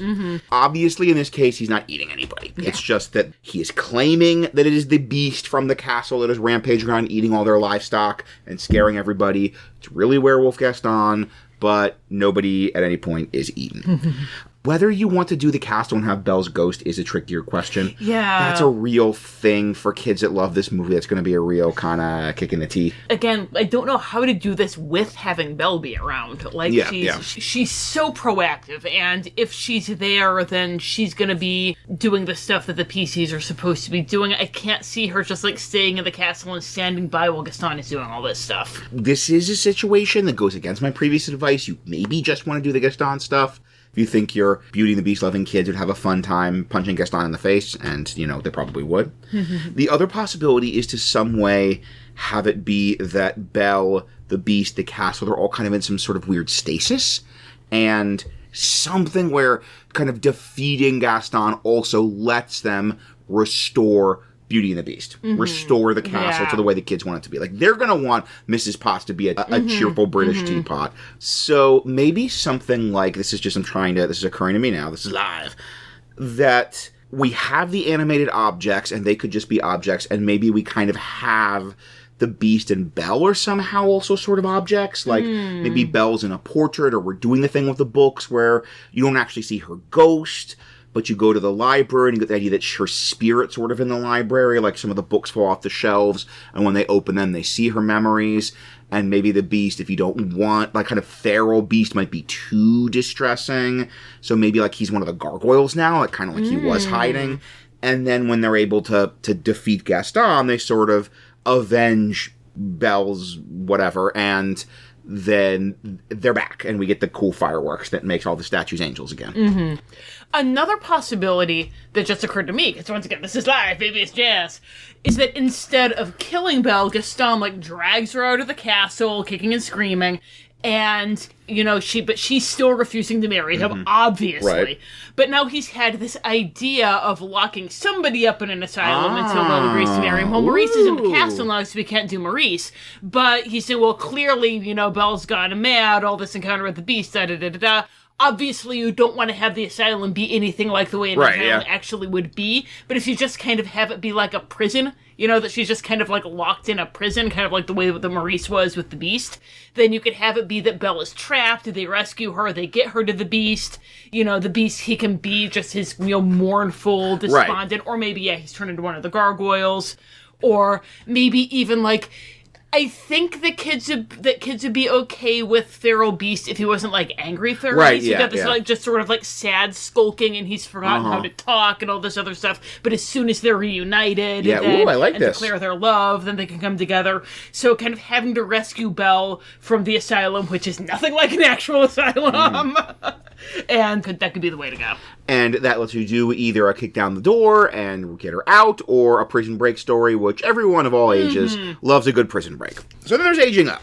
That's not too different from the canon thing we suggested, because we have suggested a pretty adult version of this, which once again is not us being grimdark. We are just looking directly at stuff that's pretty subtextually there. So the scene where he's, quote-unquote, proposing to Belle, there's a clear underlying current of very adult stuff going on there, and we're just making it a little bit more present. Yeah, we're not going to be talking about any of that very adult stuff in detail here, but we are going to be talking about some of those themes of gendered violence, of threats against women, violence against women, the specific kind of threat that Gaston presents against women. Again, not getting into detail, but you're picking up what we're putting down. And also some of the forms that some of that bigotry that we're seeing in the town, that bigotry and small-mindedness might take, if that's not something you particularly want to listen to, or if you've got kids in the room and you don't want them to listen to it, Future Rachel's going to come in with a more detailed content warning now. This is Future Rachel.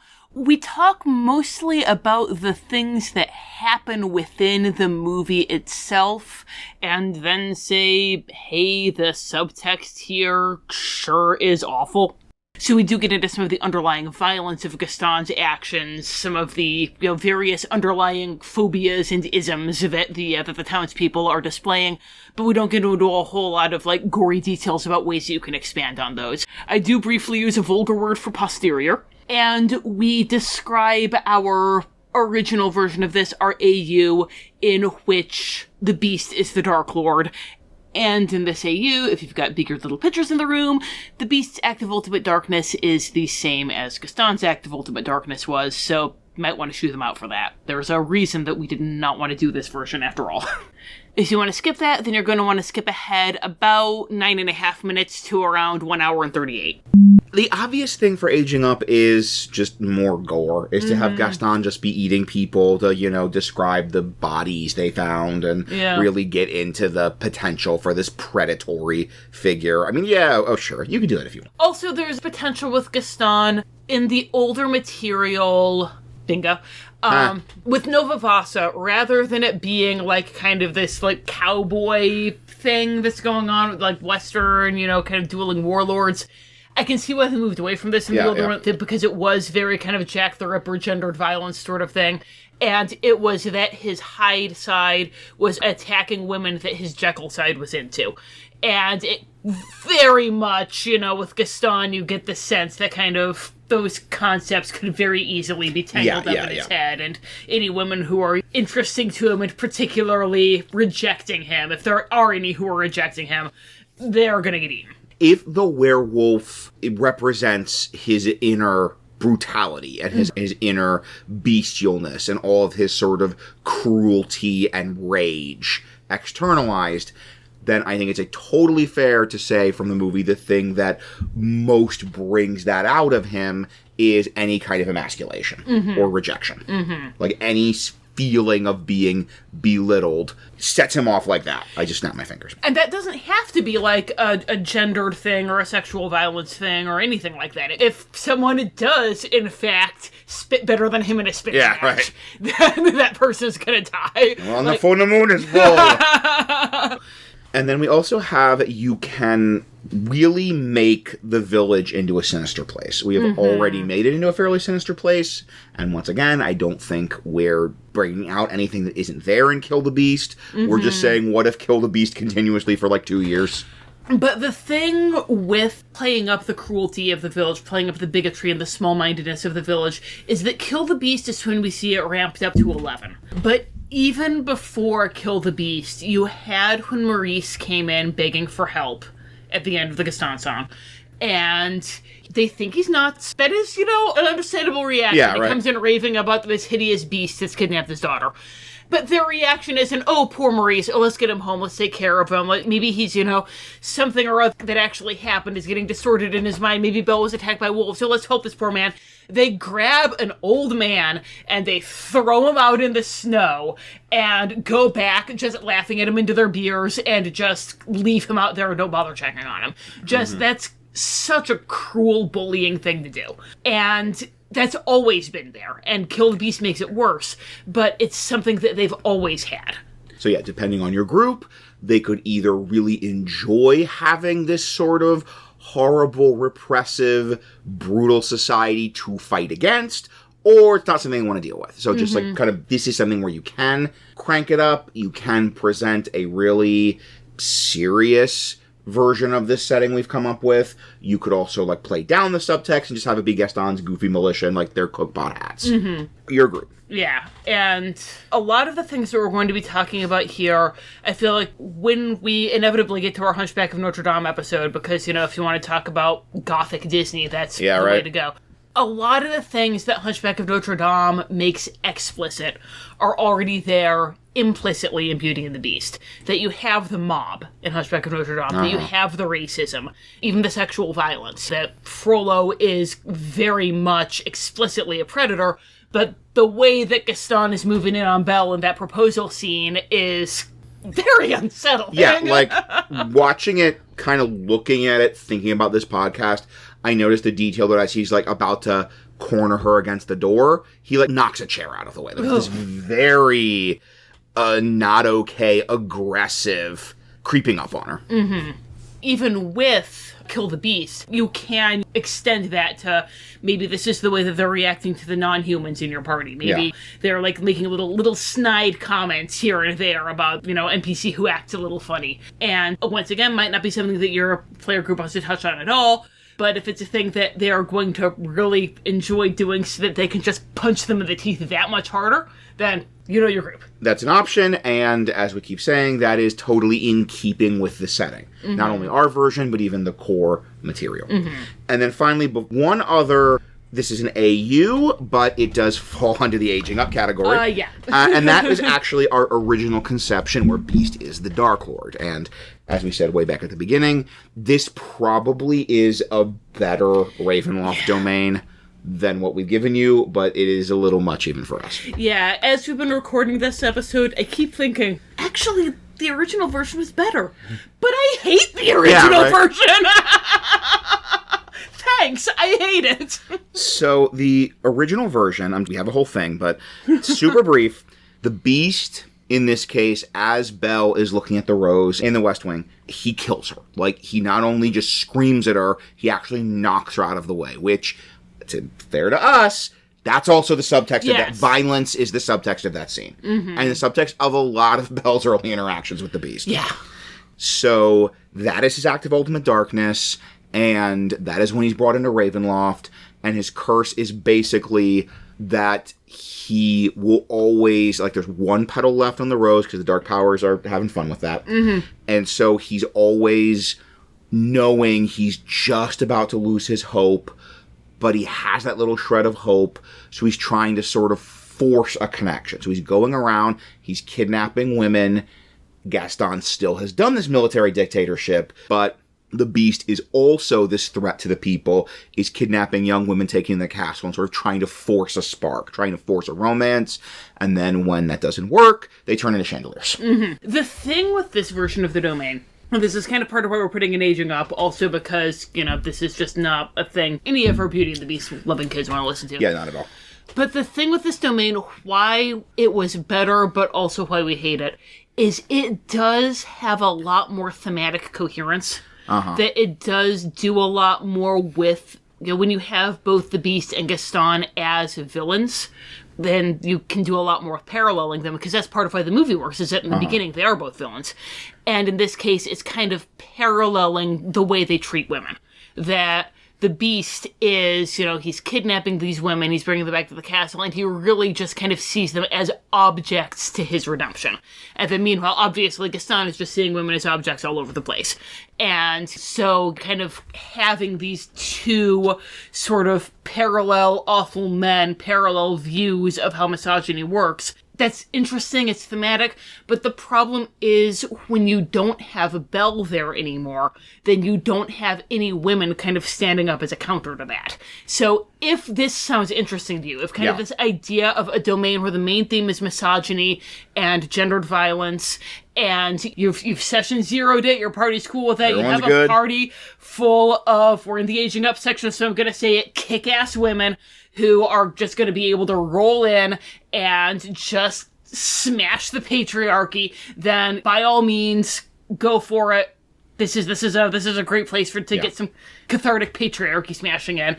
But I was editing it and hating myself. I messaged Tom at work. Yes. Honey, please. Can we not do this? And I said, sure. Yes. So, honestly, cards on the table, the original is like kind of a more coherent, more thematic domain. It has everything radiates out from the Beast Castle as it should be. This loses some of that, and also almost all the action is in Belle's stupid village that no one cares about. Like, we really had to hustle to make it be that you go to the castle as part of this main story. Mm-hmm. But this is a domain we would have fun in. The original recording, we kept saying, this is the first one of these we've done where we don't want to play this. Yeah. And we want to play this Gaston. We want to play this. I mean, just... The original recording was Requiem for a Dream. Requiem for a Dream is one of the best movies ever made, and I never want to watch it again. So we want you to have that possibility, because you just might be made of sterner stuff than us. And if you do, please let us know. Yeah. And tell us all about it. We want to hear about this great gothic horror story deconstruction of Beauty and the Beast. But that's not a game we want to play. Yeah. So it's not the game we are presenting to you. Mm-hmm. And then to go out now into one other not brutally horrible, miserable AU. This is the part that you can listen to now with your kids. Indeed. Woo! So this is going off of a listener review, which you should leave a review if you haven't yet, named, I'm sorry if I mispronounced this, Nail Summerhorn. So, I've twice run a short adventure inspired by Disney's Beauty and the Beast set a few years afterward in a world where the story took a couple tragic turns. Not a darklord thing, but a similar dark take. For mine, the setting and characters are all similar, but in a fantasy French, North American colonial setting of sorts, and the players think they're on a monster hunt and don't know they're stepping into Beauty and the Beast. Part of the fun is the slow reveal of the fact and seeing who mentions it first. Fun for a short adventure, wouldn't recommend a whole campaign being blind that way. And this connects to something we mentioned earlier, which is, how do you do this if you want the Gaston reveal to be a plot twist? Mm-hmm. And there's a couple of things. You can take this basic narrative setup, and the main thing is as long as you change the names and maybe a couple of physical descriptions. Mm-hmm. But if you introduce a tall, black-haired, muscular man named Gaston, that everyone fawns over, like, don't be like, and he's actually evil! Surprise! Lift your jaws off the floor! So you can just have this be a version of Beauty and the Beast of the classic story, and you don't have to bring in the specific aesthetics and the specific, like, visuals of the Disney movie, and that would be a bit more of a surprise. Mm-hmm. If you wanted to really be leaning into the historical story of the Beast of Gévaudan, that there was this sort of French wolf attacks, which, like, any of your super nerdy players, if you kind of describe it right, are going to be going, oh, we're doing Beast of Gévaudan, and surprise! Brotherhood of the Wolf, right? Yeah, like the movie Brotherhood of the Wolf, yeah. And, oh, we're doing Beast of Gévaudan, and then, surprise, it's actually Beauty and the Beast. And that would be get your jaws off the floor. We thought we knew the bit we were doing, but it's actually freaking Beauty and the Beast. Little thing if you want to try and preserve the plot twist, to take some of the character names from the Jean de Cocteau Beauty and the Beast, which we've referenced, just so you have something to deal with. There is a sort of Gaston-like character there named Avenant. So if you just have this tall, muscular, black-haired man named Avenant, who's this great guy who's leading the village against the Beast, that might be a legitimate surprise when he turns into a werewolf. Yes. Belle is Belle in the movie, but the actress was named Josette, so it could be his lost love who was killed by this terrible beast named Josette. There's sort of a sidekick character that could play the LeFou role. His name is Michel, and he was actually Belle's brother in the original, so once again, that would be a curveball. If you kind of had the Belle figure have a brother who was the LeFou figure, that would really throw him. And then finally, instead of crazy old Maurice, he's crazy old Marcel. That he is Marcel, and he's not an inventor, he's a merchant. Which is, once again, going with that whole classic Beauty and the Beast. He was, like, on a business trip, and was looking for a rose to give to his daughter. It just occurred to me, too, that if you want to be doing this kind of, like, alternate version where you're dropping the PCs into Beauty and the Beast, if they don't know they're being dropped into Beauty and the Beast, you could tweak our backstory somewhat, like, come up with another act of Ultimate Darkness. It's not like it's going to be hard for Gaston. Yeah, right. And Belle is still alive and in the castle, and his whole thing is that this beast has kidnapped her. That could be really good. You have to go to the castle and save his true love. But then you get there, and, like, no, she's there because she wants to be. She's in love with the beast. He's the bad guy. Yeah. He's the one who did what... Maybe, like, an Act of Darkness, it could be something where, like, he killed Maurice / Marcel, R.I.P., and blamed the beast. Yeah, there was that bit in the live-action movie where he went out looking for Belle with Maurice to humor him, and then just kind of got sick of Maurice being Maurice and punched him out, and maybe he killed him. And then he blames the beast, and then that can be the big reveal of he's a bad guy. Mm-hmm. That no, actually, he's the one that did it. He's the bad guy. He's the villain of this game. I like that. That's very good. We've given you a bunch of iterations, some of which are too dark for us, others of which are much more surprising for your PCs than having a tall, black-haired, muscular man named Gaston as the prefect of the village. So let's give you a few final things at our analysis of both Disney's Beauty and the Beast and the story Beauty and the Beast as a Ravenloft domain. We'll give you our parting thoughts on those topics in the section that we like to call Parting Thoughts.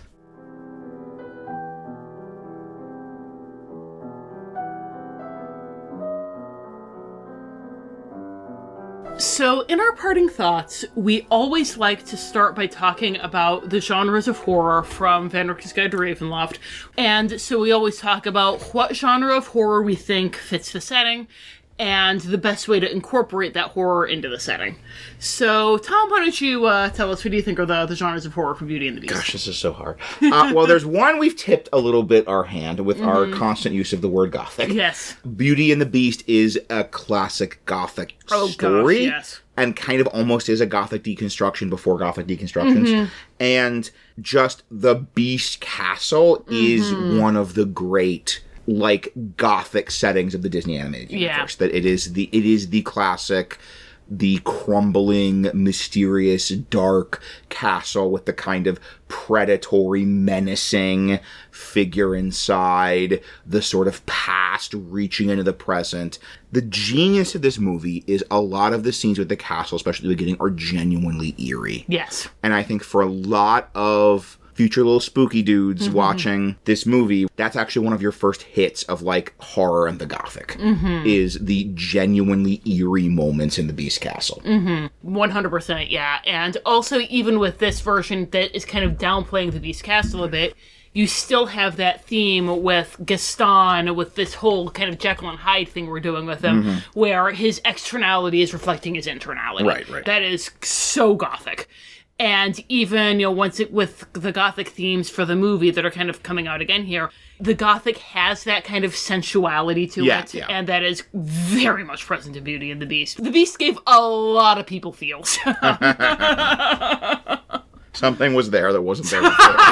Yep. The other one depends a lot on how you go with the game. Yeah. Like, the heart of this experience, the heart of the sort of horror you want to tap into this is the gothics. Why we worked so hard to get the castle in there. Yes. Because that is sort of the horror setting of this movie that everyone loves. But you could do slasher if you really want to play up the Gaston as werewolf, the kind of being stalked in the forest, really play up the sort of survival as Gaston and his wolf pack, possibly figuratively, possibly literally, are after you.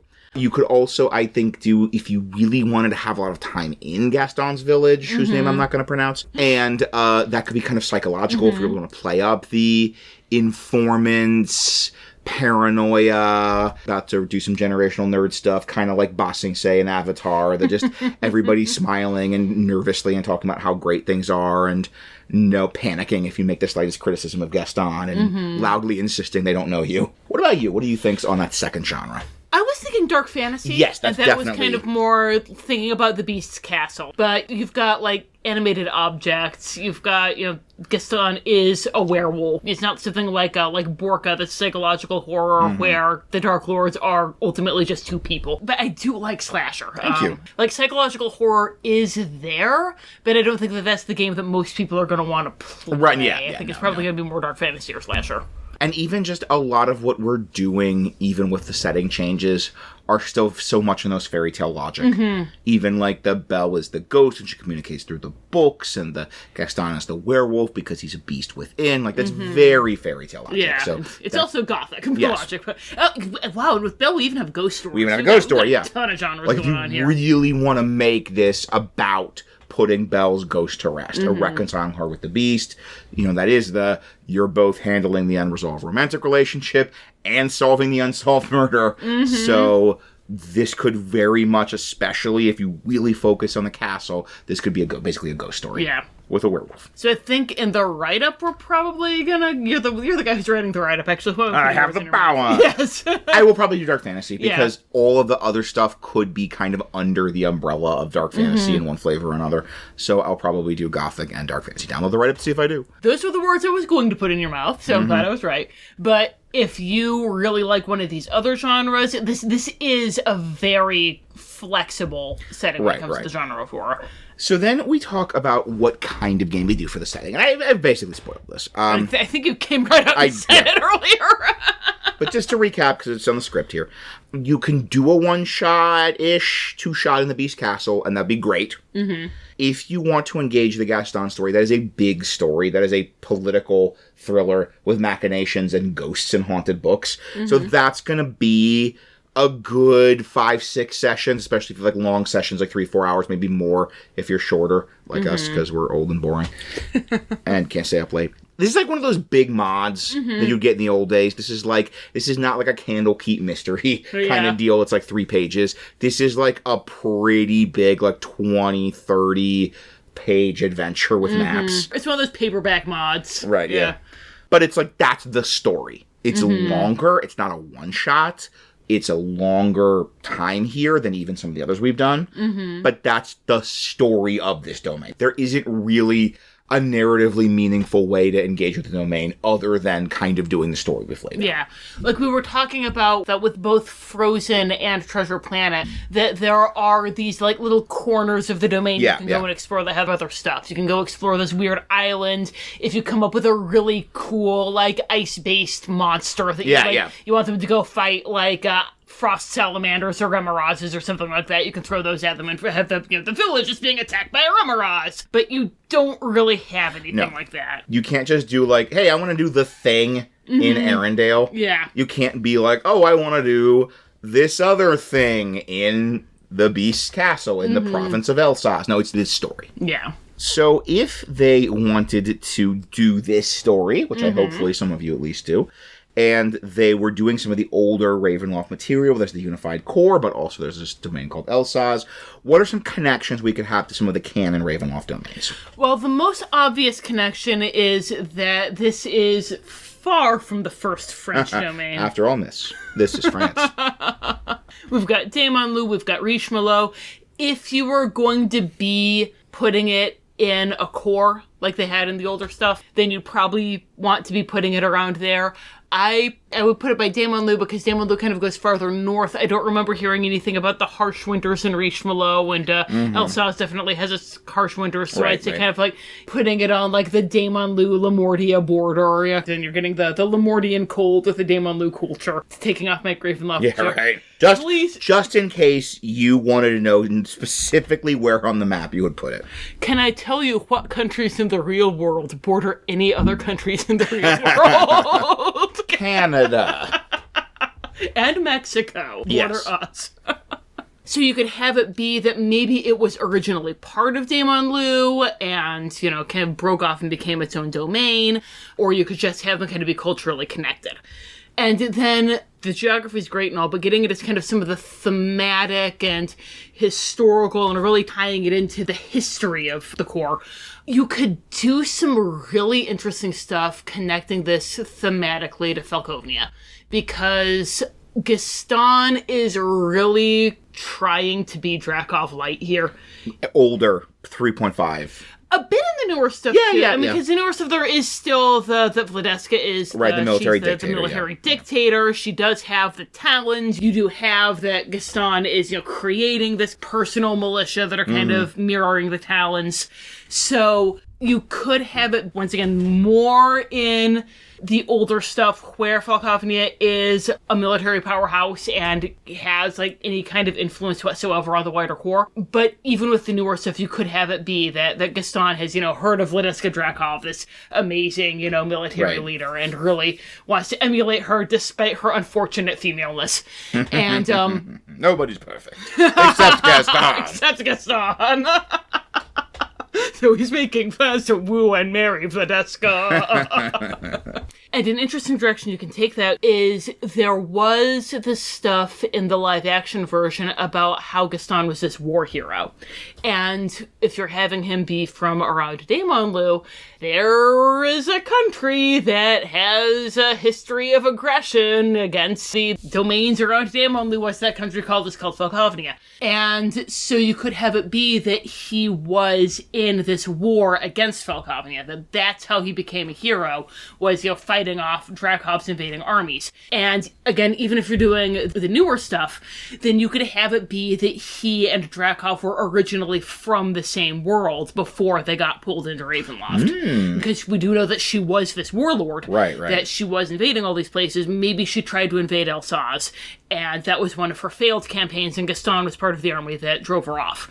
So he was originally part of this army fighting against Falkovnia. Now suddenly he's bringing in all this, like the antlers, those are kind of like the Falcon brands in some ways. Not branding people with antlers yet. Yes. Oh, these fortified towns, they sure do look a little bit like Silbervoss if you look at them out of the corner of your eye, don't they? Maybe he's impaling people. Maybe he's as a form of execution. Yeah, because that's the model that he has. Yeah. Like, if Drakov is kind of his main model of tyrannical power, and once again, especially if you're going with Vlad Drakov, where he doesn't have to worry about feeling emasculated emulating a woman, then you could really have him be kind of trying to be Diet Drakov. And no matter how far you go with this, even if you just do it a little bit, not doing the full-on impaling, that could be a really good wedge with some of the non-Villeneuve towns, with Valence and Maison Saint-Anne, that if they remember, hey, we had a whole war about not being ruled by a guy who surrounds us with these fortifications and impales people, then that's going to be a wedge that you can drive between them. That's going to be an angle that the PCs can take to kind of try to make sure that they're not getting into this prefecture. A good way to feel out which ones they could maybe flip is which ones are a little weirded out by this. Yeah. And I like this story a lot because it is that classic tragedy of the person is fighting against the tyrant and then becomes the tyrant. And that's very Ravenloft. It's very ironic. Yeah. And it fits Gaston perfectly, and that is something that your PCs, especially if they've done anything with Volcognia, or even if they're from Ravenloft the core, they could, make a roll to be aware of Volcognia. They could pick up that's what he's doing and see how the people around him are reacting. And that could be okay, now we're making the friends list based on who our wisdom insight check is showing us is bothered by this. So let's wrap up with the final thing we like to do here, which is talk about the strengths and challenges of running Beauty and the Beast for any players of any age and any tolerance for grimdark. So first off, strengths. This is great. It is a classic Gothic story for a lot of people. As I said, this is one of their introductions to some of the ideas and themes and aesthetics of the Gothic. Your players, whatever their age, are going to come with a very intense connection to the characters and the setting. Reconciling Belle and the Beast is going to be a moment of real emotional power. And also you get to punch Gaston. And yes. We all want to punch Gaston. Right, you don't have to do any work to make your PCs hate Gaston, to make your PCs oppose Gaston, to make your PCs do everything in their power to show this jerk the door. That work's all done for you by Disney and by the perfectly smarmy voice performance. Oh my gosh, Richard White. You're not gonna have to worry about here's an evil guy doing evil things. Okay, cool. Can we invest in real estate? No, they're gonna they're gonna hate him. They're gonna want to bring him down. So there's a lot of good here because this is such a beloved story, because it's such a great setting, and because this really is one of the great Gothic Disney works. It does fit into the feel and the aesthetics of a lot of Ravenloft games. This is one where even if you're not doing a Kingdom Hearts Disney domain hopping, if you're doing Barovia and Darkon and Haslan and all that, this fits those even better than a lot of the others we've talked about. Old Valachan was kind of a Beauty and the Beast domain to begin with, and it was an extremely muddled Beauty and the Beast domain, but it is, it's Gothic enough that was part of the original Ravenloft. What about some challenges? Well, as we mentioned, this isn't as thematically coherent a domain as we'd like. Making Gaston the Darklord, when you were doing the plot of the movie, they could bring together kind of those themes of appearances and bigotry and mob mentality and kind of the redemption and having the Beast and Gaston as these parallel figures, and they could make all that work.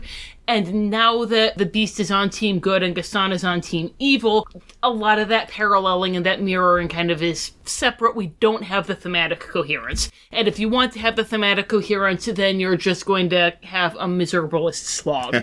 So those are your choices. The focus isn't on Belle and the Beast as much anymore with Gaston as the Darklord. And it's kind of harder to incorporate the Beast Castle. You could have this whole domain. We tried to make it work for our adventure story with the magic murder book. But, that was a work. That was a piece of work for us. Yeah. And so a lot of this is going to be in Villeneuve, and Villeneuve isn't nearly as interesting. Gaston is interesting. Gaston is an interesting character. Gaston is somebody that your PCs are going to hate and they're going to want to punch in the face. But when it comes to just your solid gothic, magical, dark fantasy. That's the Beast's Castle, and that's separate from this. So integrating these things together is going to be difficult. There's also the issue, and this is more a problem if you're doing the older stuff, because again, we kept coming back to the fact that this bears a lot of similarities to old Falcovnia. Not so much new Falcovnia. If you're playing the newer stuff, then it's its own thing. Yeah, which is nice. Yeah. Thanks, Watsy. Thanks, Watsy. But in the older stuff, this is kind of doing a lot of the same things as Falcovnia, but not as extreme, which on the one hand means it's not as depressing as Falcovnia. Old Falcovnia is extremely depressing. I have only ever run one arc in Falcovnia in all of my time GM in Ravenloft because it is too depressing. It was sort of like a dare. Yeah, basically. So it's not as depressing as that, but it also means it's not as horrifying. It pulls its punches. So it is kind of doing a lot of the same things that Falcovnia is doing, but less. Which, if the only thing you've been looking for your entire life is Diet Falcovnia, because regular Falcovnia is just way too much for you. Too much Falcovnia. Then this is a strength, not a challenge. But again, it's the fact that this isn't really filling its own niche, that it is kind of, we talked about with Frozen and Treasure Planet, that this is kind of an unfilled niche in Ravenloft, and that's not the case with Beauty and the Beast, with the version that we're doing. So before we rejoin our narrator and find out what presumably more thematically coherent domain she's going to next, Rachel, if they run Beauty and the Beast, how can they tell us what they ran and how dark it was? Well, you can email us at wonderfulworldofdarklords@gmail.com. You can find us on Facebook at Wonderful World of Darklords. This is Future Rachel. This is normally where I would come in and give our Twitter, but we decided we're done with Twitter. It's even more of a domain of dread than it used to be. So you can now find us on Tumblr at Wonderful World of Darklords. And if you like the way we adapt things, if you're like, I appreciate their honesty and the clarity with which they laid out all the pitfalls, challenges, and strengths of adapting this into a D&D adventure for my Ravenloft game, then we do have a couple things on DM's Guild that might be of interest to you, especially if you're like, no, I like the angsty one. Why didn't they do that? Yes, I want that as a bonus episode. I've got a couple of adult horror movies they've adapted into Ravenloft domains, mainly, but not exclusively at this point, John Carpenter movies. And also, if you appreciate how sensitive we were to how this could affect younger players, then we have some resources on DM's Guild for running spooky horror themed games for younger players, which we are pretty proud of. Also, for our DM's Guild stuff, you still do have until the end of this month to use the discount code for the Raven Nebula to get half off. So go back to our Raven Nebula episode. The discount code is in the show notes.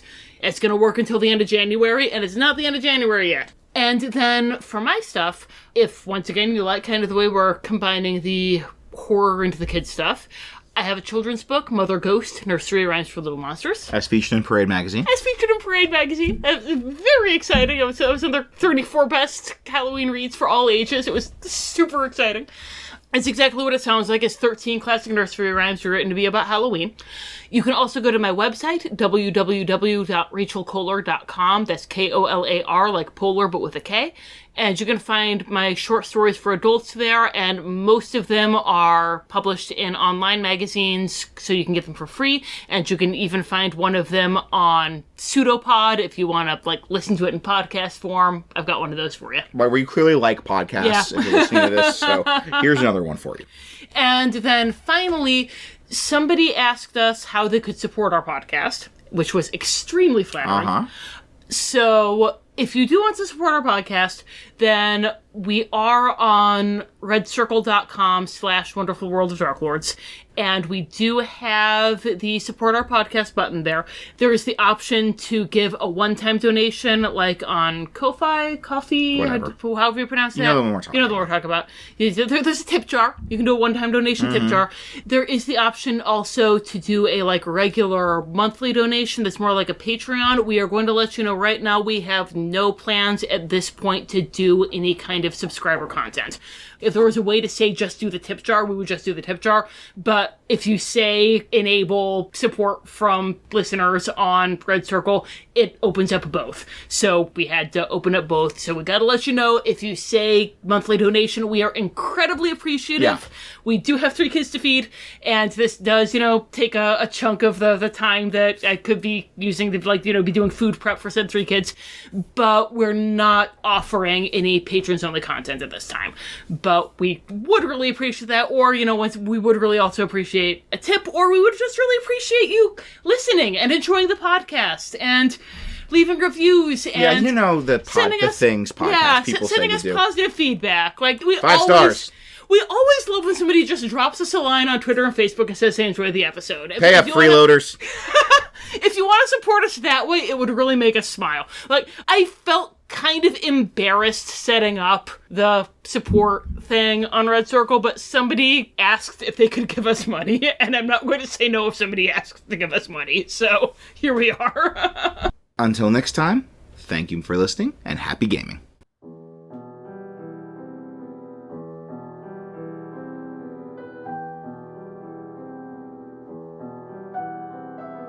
Parting thoughts. While the beast is real, I cannot believe that he is responsible for the deaths in Alsace. His temper might lead him to kill someone who stumbled upon his castle by chance, but it is impossible to imagine him leaving it to hunt for human prey. No, responsibility for all these deaths, and likely even those of Belle and her father, lies solely at Gaston's feet. The beast is nothing but a convenient scapegoat for Gaston's predations, and while the lost and hopeless look in his eyes is nothing short of heartbreaking, I could not find its cause or how to help him. Although I suspect it has to do with the ghost of the woman in the library. Perhaps there was a history between them, but who could ever learn to love a beast? Regardless, I wish I could do something for him. Even more than I wish that I could see what happens to Gaston when the villagers learn the truth. Perhaps the magic of the beast's castle sought to keep me there, for I found myself wandering in the mists longer than usual for this journey. I had to check multiple times to be sure that I had not lost my carnival mask mist talisman. However, as I write, I can feel the clamminess of the mists warming to the humidity of the bayou, and I know that I'm almost there. Regards, D.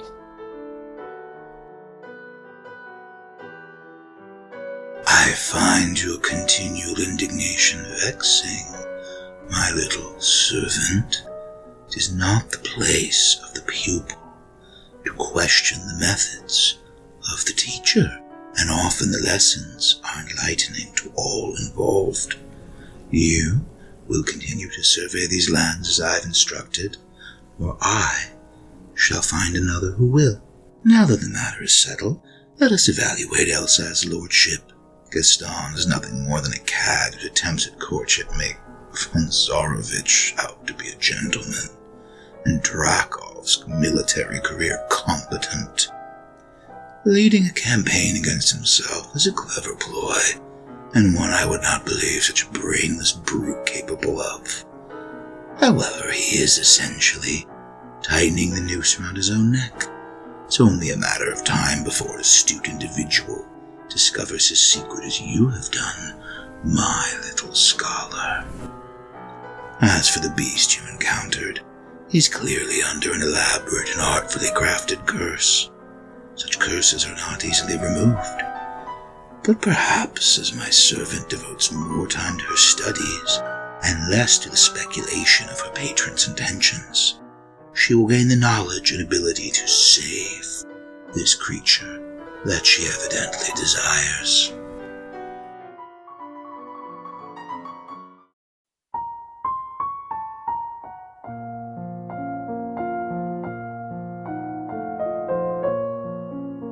This has been The Wonderful World of Darklords. We have no affiliation with Disney or Wizards of the Coast. All music recordings used in this episode are in the public domain and are available through museopen.org.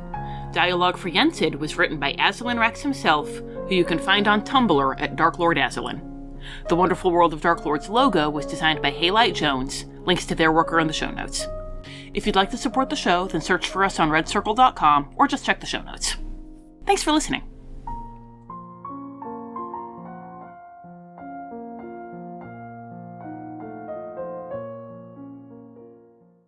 She died as she lived, surrounded by books she didn't pay for.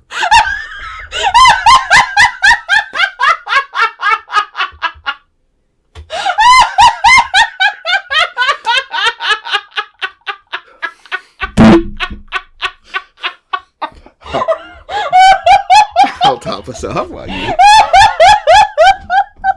2 full minutes later. Okay. Drinking water. Are you?